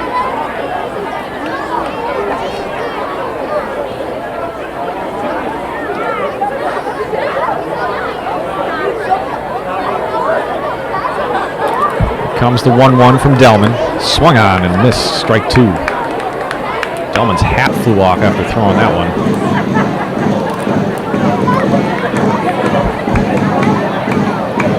Delman out of the University of Illinois at Springfield.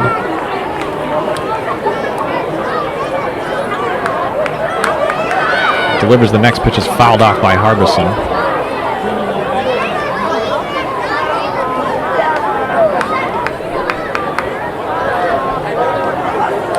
Recently turning 25 years old.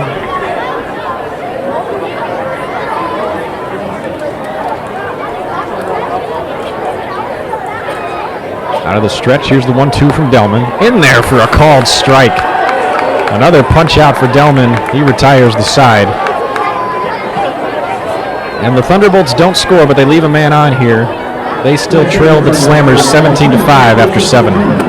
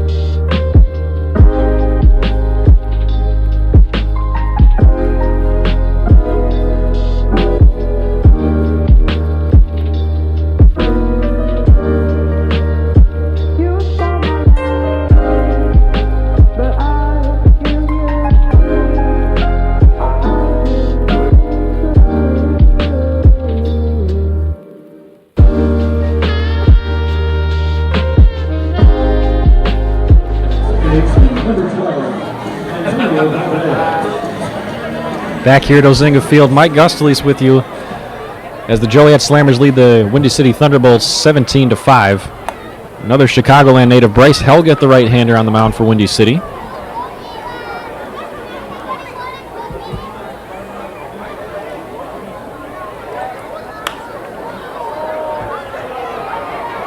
Facing off against Antonio Valdez, who flies one into left field, and is underneath it making the catch is Kingston Liniak. So in steps the right fielder, Chris Davis. Davis without a hit, but he does have an RBI tonight.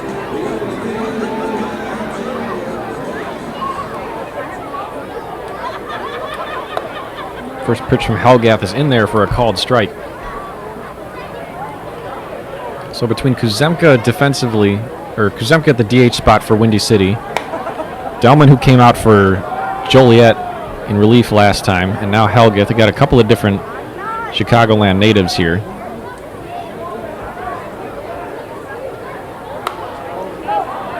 Next pitch to Davis is fouled back. Count is 1-2. Here's a little Chicago interesting fact for you. The first use of the word was recorded in 1688 from the Algonquin word Chicago, which means onion field.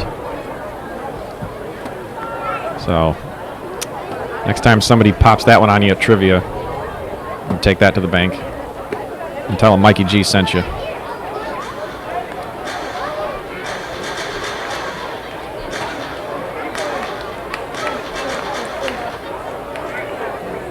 One out here in the top of the 8th. Here comes the 2-2 from Helgath. Outside. Count is now full to Davis.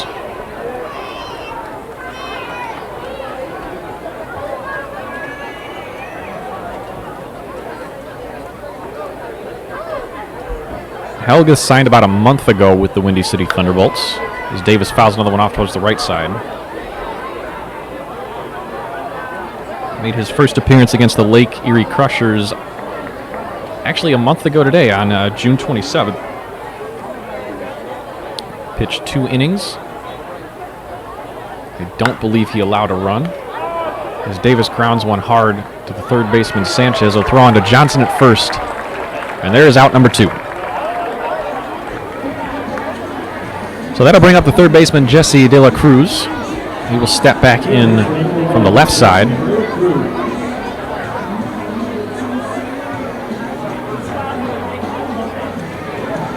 Helgath with 11 appearances since his signing last month. He's worked 16 innings, striking out 12 to the tune of a 3.38 ERA. First pitch swinging for De La Cruz. He grounds to the first baseman Johnson. Helgath over covering the bag, and it's a 1-2-3 top of the 8th. So Joliet goes down without a whimper. They still lead the Windy City Thunderbolts 17-5 after 7.5.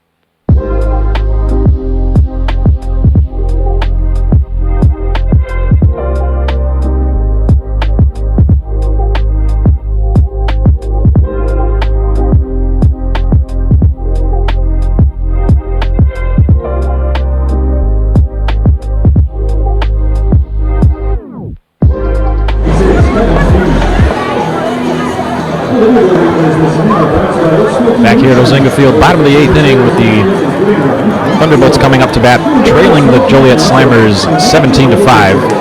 There'll be a pitching change for the Slammers. Right-hander Kevin Fee will take the mound to work the 8th inning.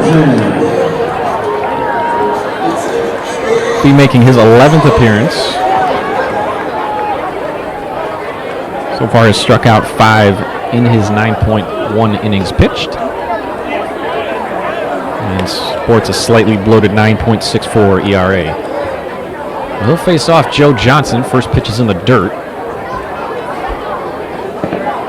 Fee, who works out of the stretch. There's a sidearm delivery there. That one is inside to Johnson. Count now 2-0.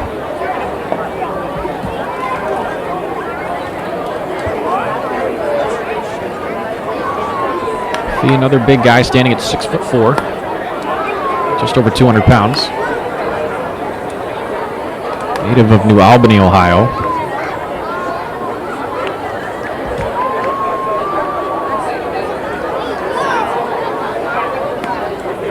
And he fires in the first strike that Johnson will see. The count now 3-1.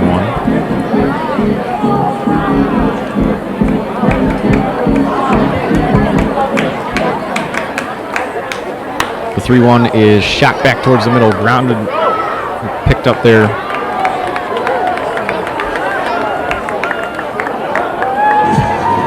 Picked up by Fernandez and thrown onto first, Workington. And there's the first out of the inning.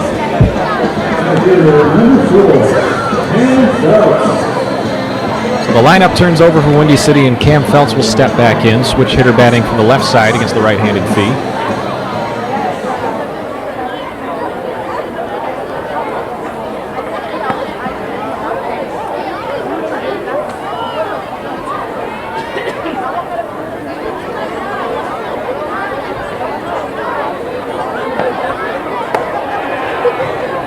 Gets one in there, draws the count even at 1-1.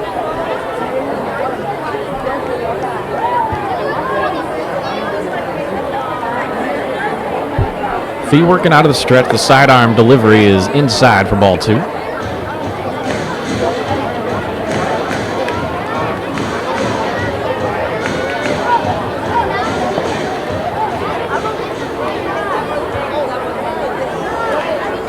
Here comes the 2-1.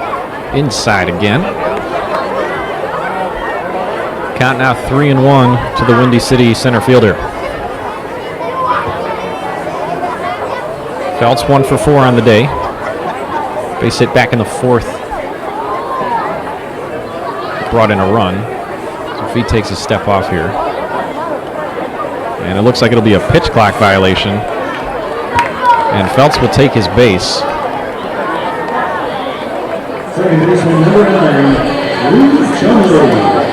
Fee looked like he tried to step off to avoid the violation, but nothing doing there. So in steps the second baseman, Reed Shumley. Shumley 1 for 2 with a couple RBIs. Right-hander Fee delivers. This one is flown down the line and right, but out of play.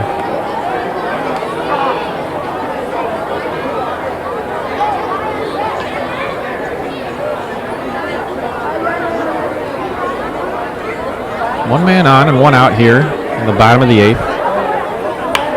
Fee delivers. This one's popped in the air back towards right field. Drifting in to make the catch is Chris Davis. Fee will retreat back to first base, and there are 2 down.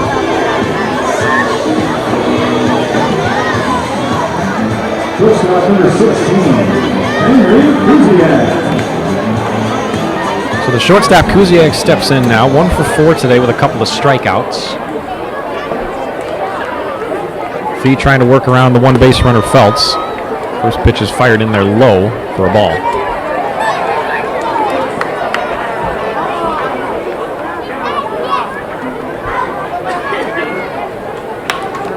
Ground ball towards the second baseman Valdez. He bobbles it, and it kicks off the boot of Feltz, and it looks like it'll be an infield single. It should be marked as an E4. Just booted off the glove. Number 18, Emmanuel Sanchez.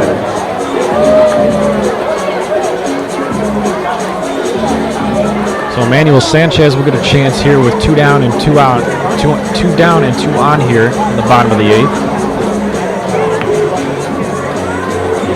One of the last chances for the middle of this Thunderbolts lineup to try to make a comeback. Down 12 to Joliet.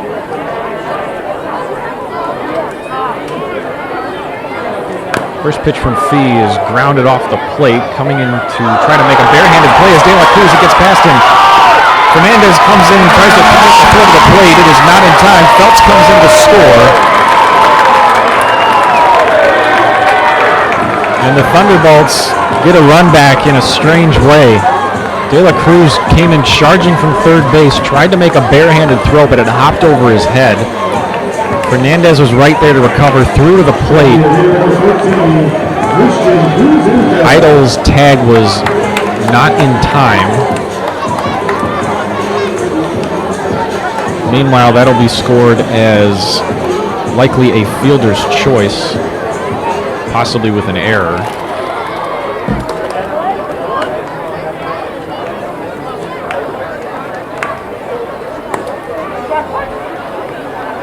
That'll count as an unearned run against Fee due to the error earlier in the inning. And according to the scoreboard, it was charged as an error on De La Cruz. So Kuzemka now with 2 on and 2 out. Takes one from Fee outside, the count now 1-1.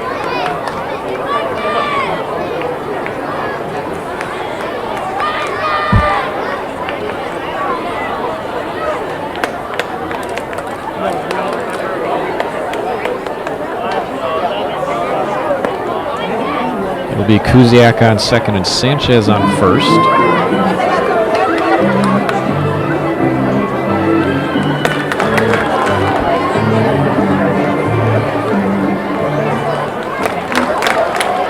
Here comes the 2-1 from Fee.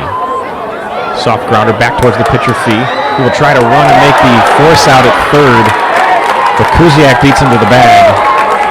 And the inning is extended by some subpar defense from Joliet here, and the bases are now loaded with 2 down.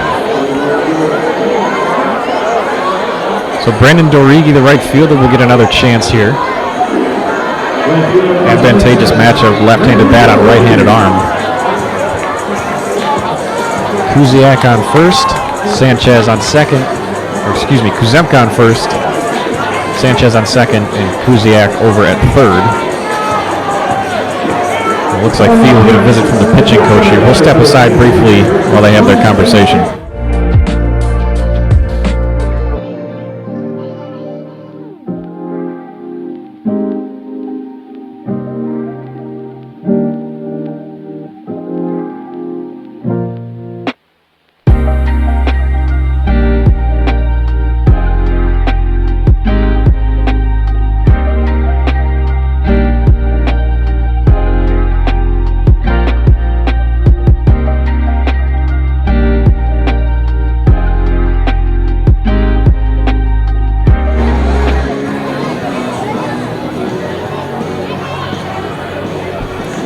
So after the mound visit, Kevin Fee will step back on the rubber with the bases loaded, 2 down to face the left-handed batter, Brandon Dorigi. Dorigi yet to get a hit so far today. Has struck out once. First pitch is on the corner for a called strike.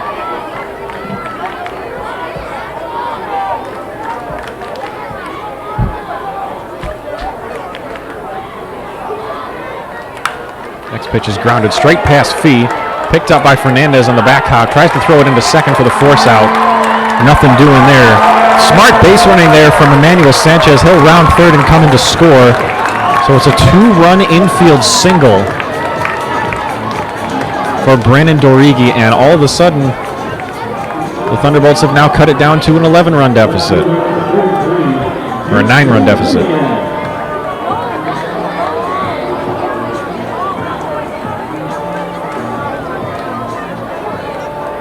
Left fielder Kingston Liniak will step in now. Men on first and second with 2 down. Another base hit back up the middle. Fernandez gloves this one. Will go to the short way to Valdez at second. And the side is finally retired. But the Thunderbolts get 3 here. They will strand 2. And they have cut the deficit down to single digits here. We are headed into the top of the 9th. The Slammers lead the Bolts 17-8 here on rebroadcasting.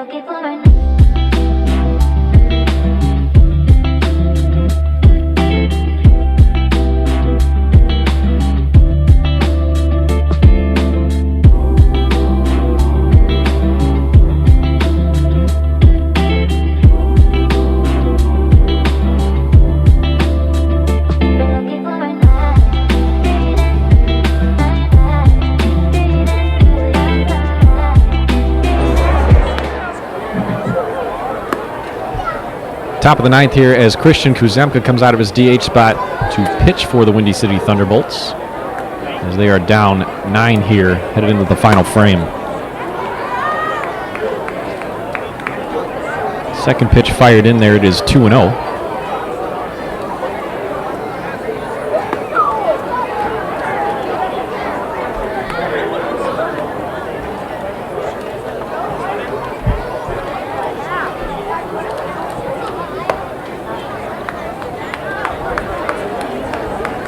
Kuzemka walks his first man. The pinch hitter Jonathan Sierra taking over. Brandon Heidel will come to the plate now. Man on first with nobody out.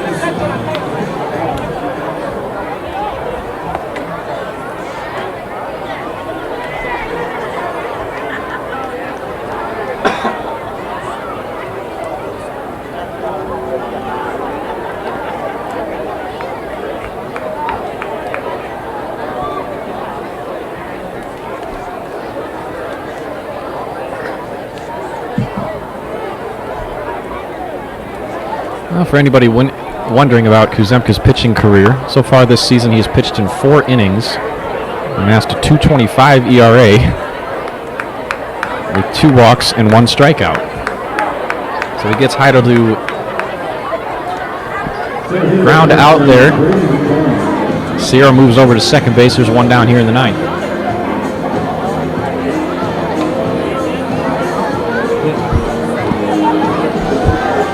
Oh, my apologies on that. It looks like the ground ball was an infield single. So Heidel on first and Sierra on second. Nobody out here for Kuzemka, who works out of the stretch and fires in a strike to Braden Duan.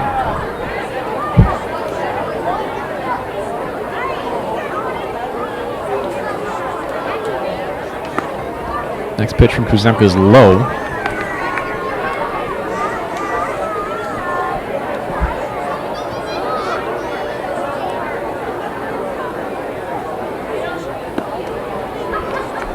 Kuzemka, who went to Augustana via Chicago State,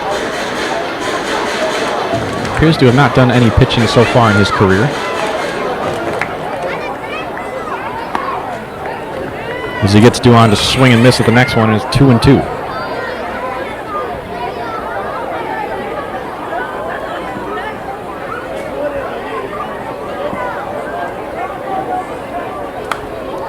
Next pitch from Kuzemka is fouled back off the netting.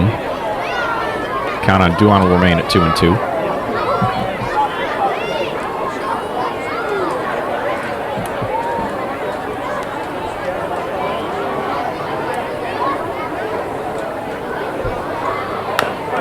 Another foul ball from Duan. We'll do it one more time.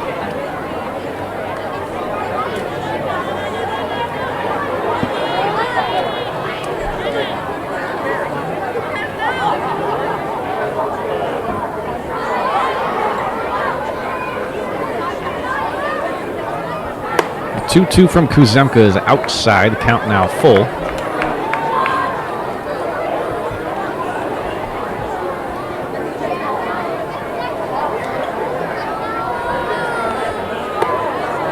And there is ball 4. So Duan will take his base. And the bases are loaded now with the lineup turning over, and Liam MacArthur coming back for a plate appearance.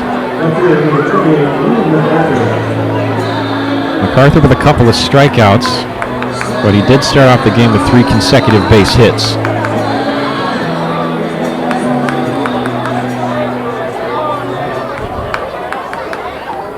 Sierra at third, Heidel at second, Duan at first. Sierra taking over for Victor Nova in the designated hitter spot. Next pitch to MacArthur is ground down to Johnson. Bounces off his chest. He's able to step on the bag, but a run does come in to score. And the Slammers reestablish a 10-run lead with 1 out here in the 9th.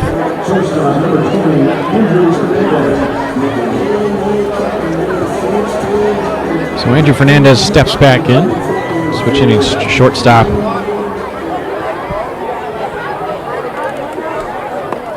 couple of hits today. Swings and misses the first one.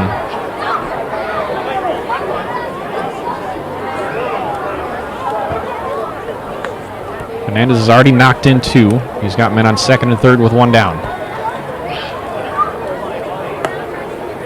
67-mile-an-hour changeup from Kuzemka falls outside of the zone. Count even now at 1-1.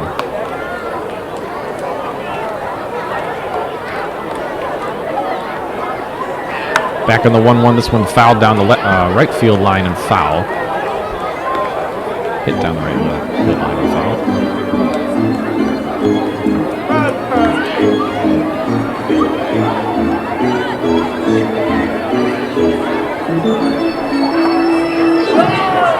Left-hander David Harrison up and throwing in the Joliet bullpen as Kuzemka fires another one in there outside. Count is even at 2-2.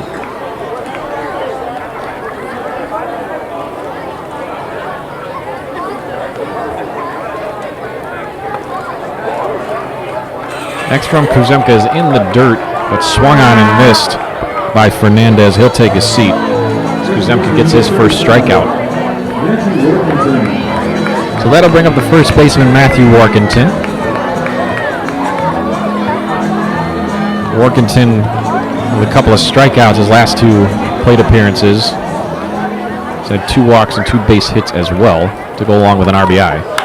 And he'll face Kuzemka. Workington pushes this one the other way down the right field line. That's going to get all the way in the corner. Workington's going to have himself a 2-run double as he'll stand up at second base. It's now 20-8.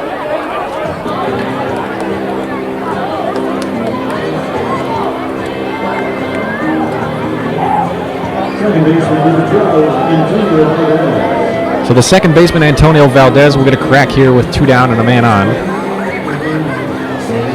Valdez with a couple of RBI today.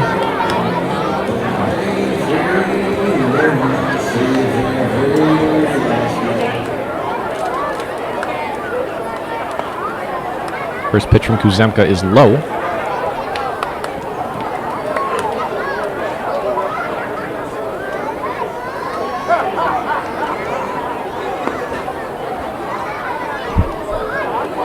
Another one down low, count now 2-0.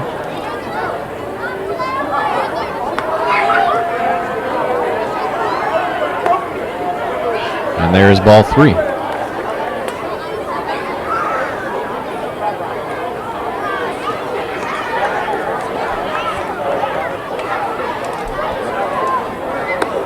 Here comes the 3-0, and it is upstairs for ball 4. Valdez will take his base, and Chris Davis, the right fielder, will get another crack.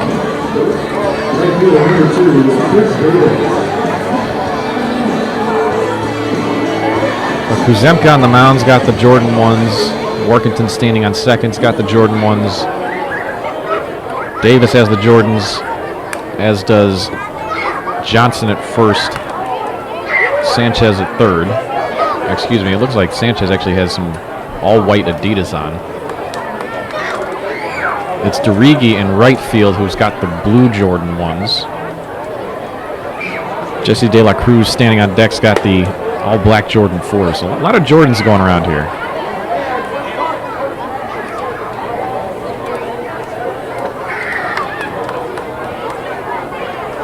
Kuzemka out of the stretch fires. And the 1-1 is taken high and outside.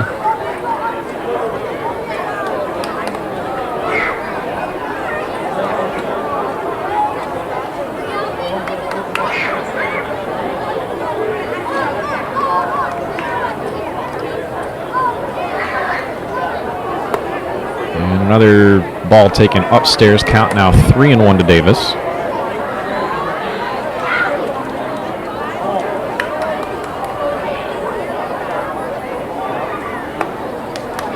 There's another walk. So back-to-back base on balls for Christian Kuzemka.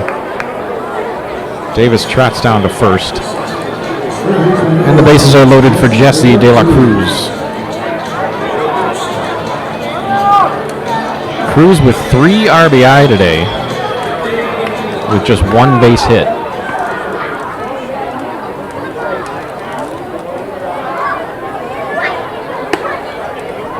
First one to De La Cruz is taken upstairs for a ball.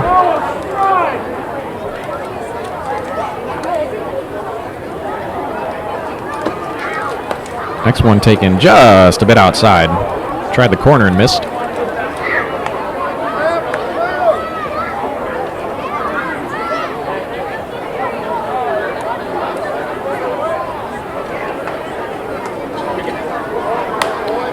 Next one is driven in the air out towards shallow left center field. Liniak and Feltz coming over. It'll be Liniak to make the catch, and the side is retired. So the Slammers tack on 3 more. They are up big as we head into the last of the 9th.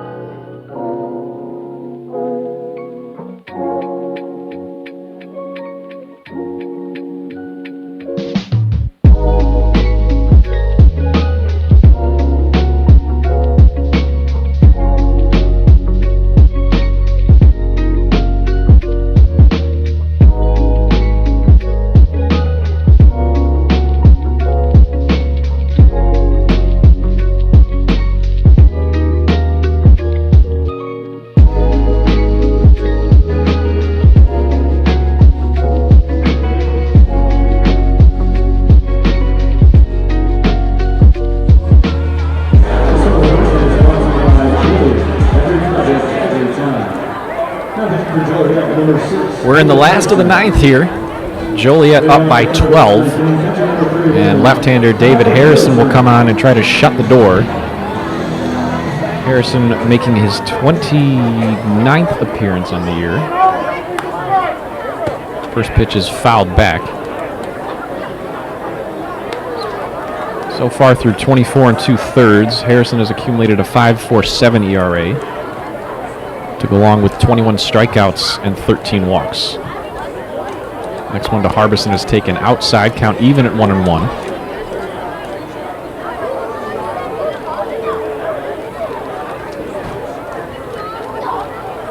Next one is again outside, count now 2-1.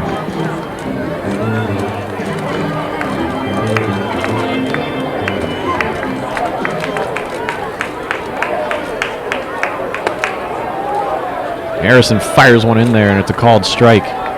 Count even now at 2-2 to the Windy City backstop.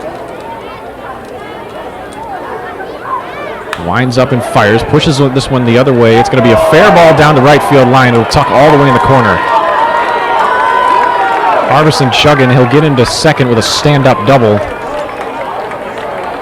And the Thunderbolts are in business here to lead off the last of the 9th.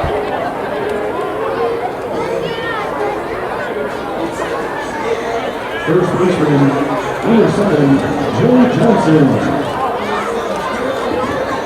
Production catcher, number 12, Ronnie Allen Jr.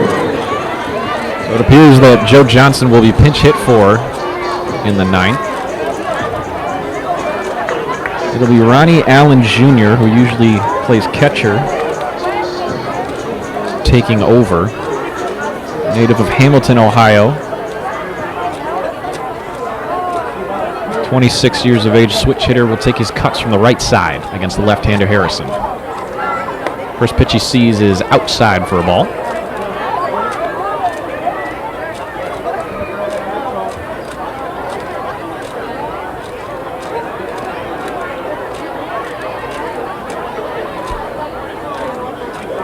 Harrison checks on the runner at second, stretches and fires. That one's going to be a foul ball off the glove of Heidel behind the plate. Appears to have gotten him on the finger a little bit as he shakes off his right hand.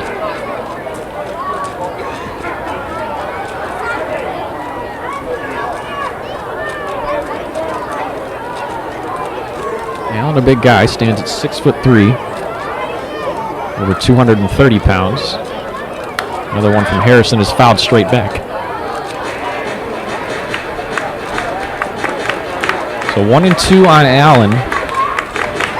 Harrison trying to close the door on what would be a historic Joliet victory as they've posted 20 runs here, including 14 in the second. The 1-2. Inside, it hits him on the foot. Allen will trot down and take his base. And the lineup will turn over here. We'll see another pinch hitter. It'll be Thomas Rodriguez, the California native. Right-handed batter will take over for Cam Phelps. So Harbison on second, Allen on first.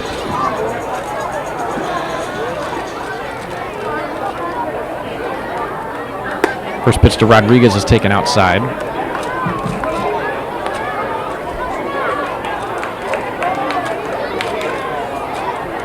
Rodriguez out of Vanguard University in his first season in the Frontier League. Sports a 189 batting average. Just 1 home run and 6 driven in. Next delivery from Harrison is inside for ball 2.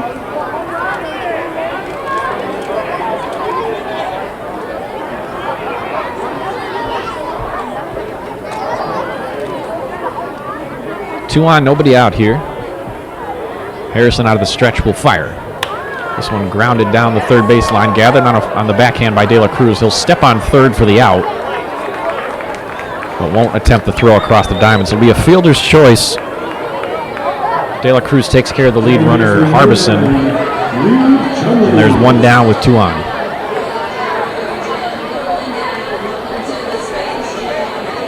And stepping in for another opportunity is Reed Shumley, the second baseman.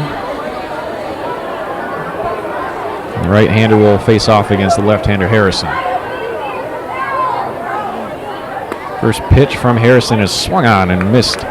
Strike 1.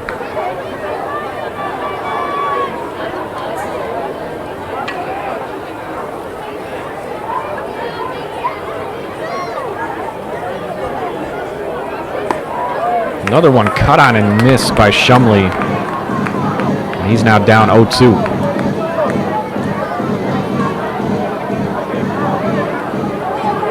Allen at second, Rodriguez at first. Here comes the 0-2 from Harrison. Grounded towards the first base side, picked up by Warkentin. He'll go the easy way and just step on the bag for the second out of the inning. So Rodriguez and Allen both move up. Now men on second and third with 2 down.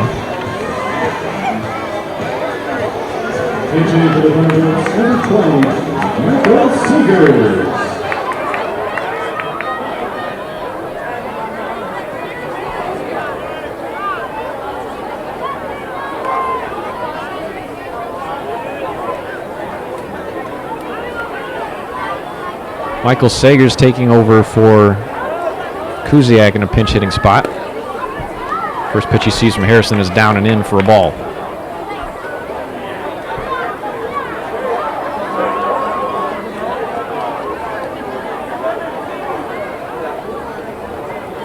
Seeger is a former Hawkeye from the University of Iowa. Takes another one on the inside, now 2-0.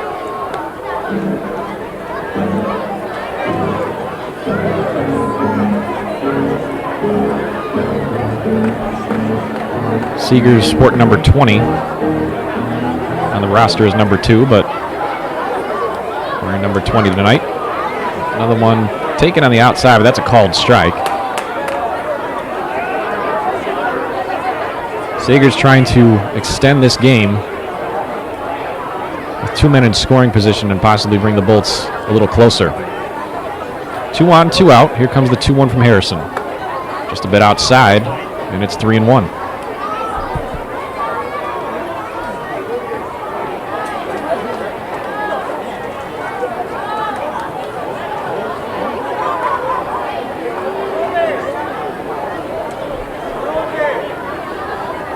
Next pitch from Harrison, fired in there low. And Seegers will take his base And the bases are loaded now for the shortstop, Henry Kuziak. Excuse me, the third baseman, Emmanuel Sanchez.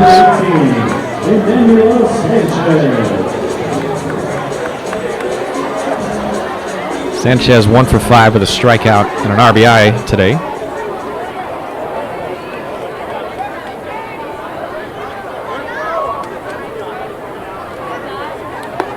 First pitch he sees from Harrison is upstairs for a ball.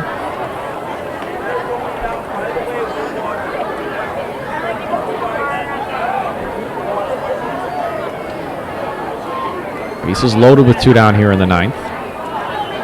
Harrison's 1-0 pitch is outside for another ball. It's 2-0.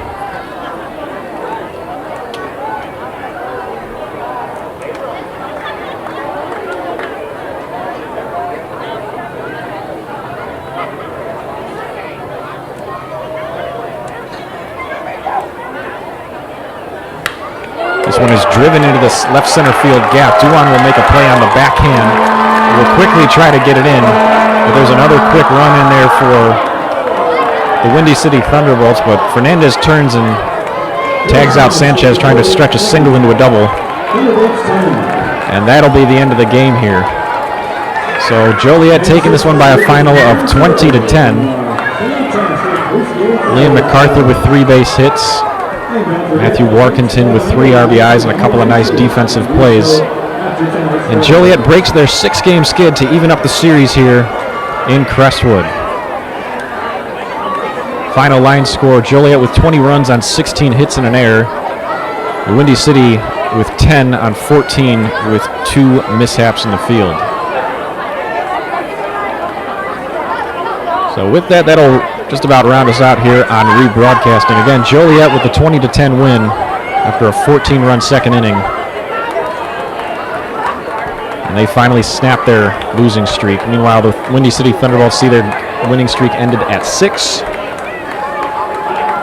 And they will play a rubber game tomorrow, Sunday, to try to determine the winner of the series. Thank you very much for joining us here on rebroadcasting. Mike Gustales with you here in Crestwood, signing off. Have a great rest of your night.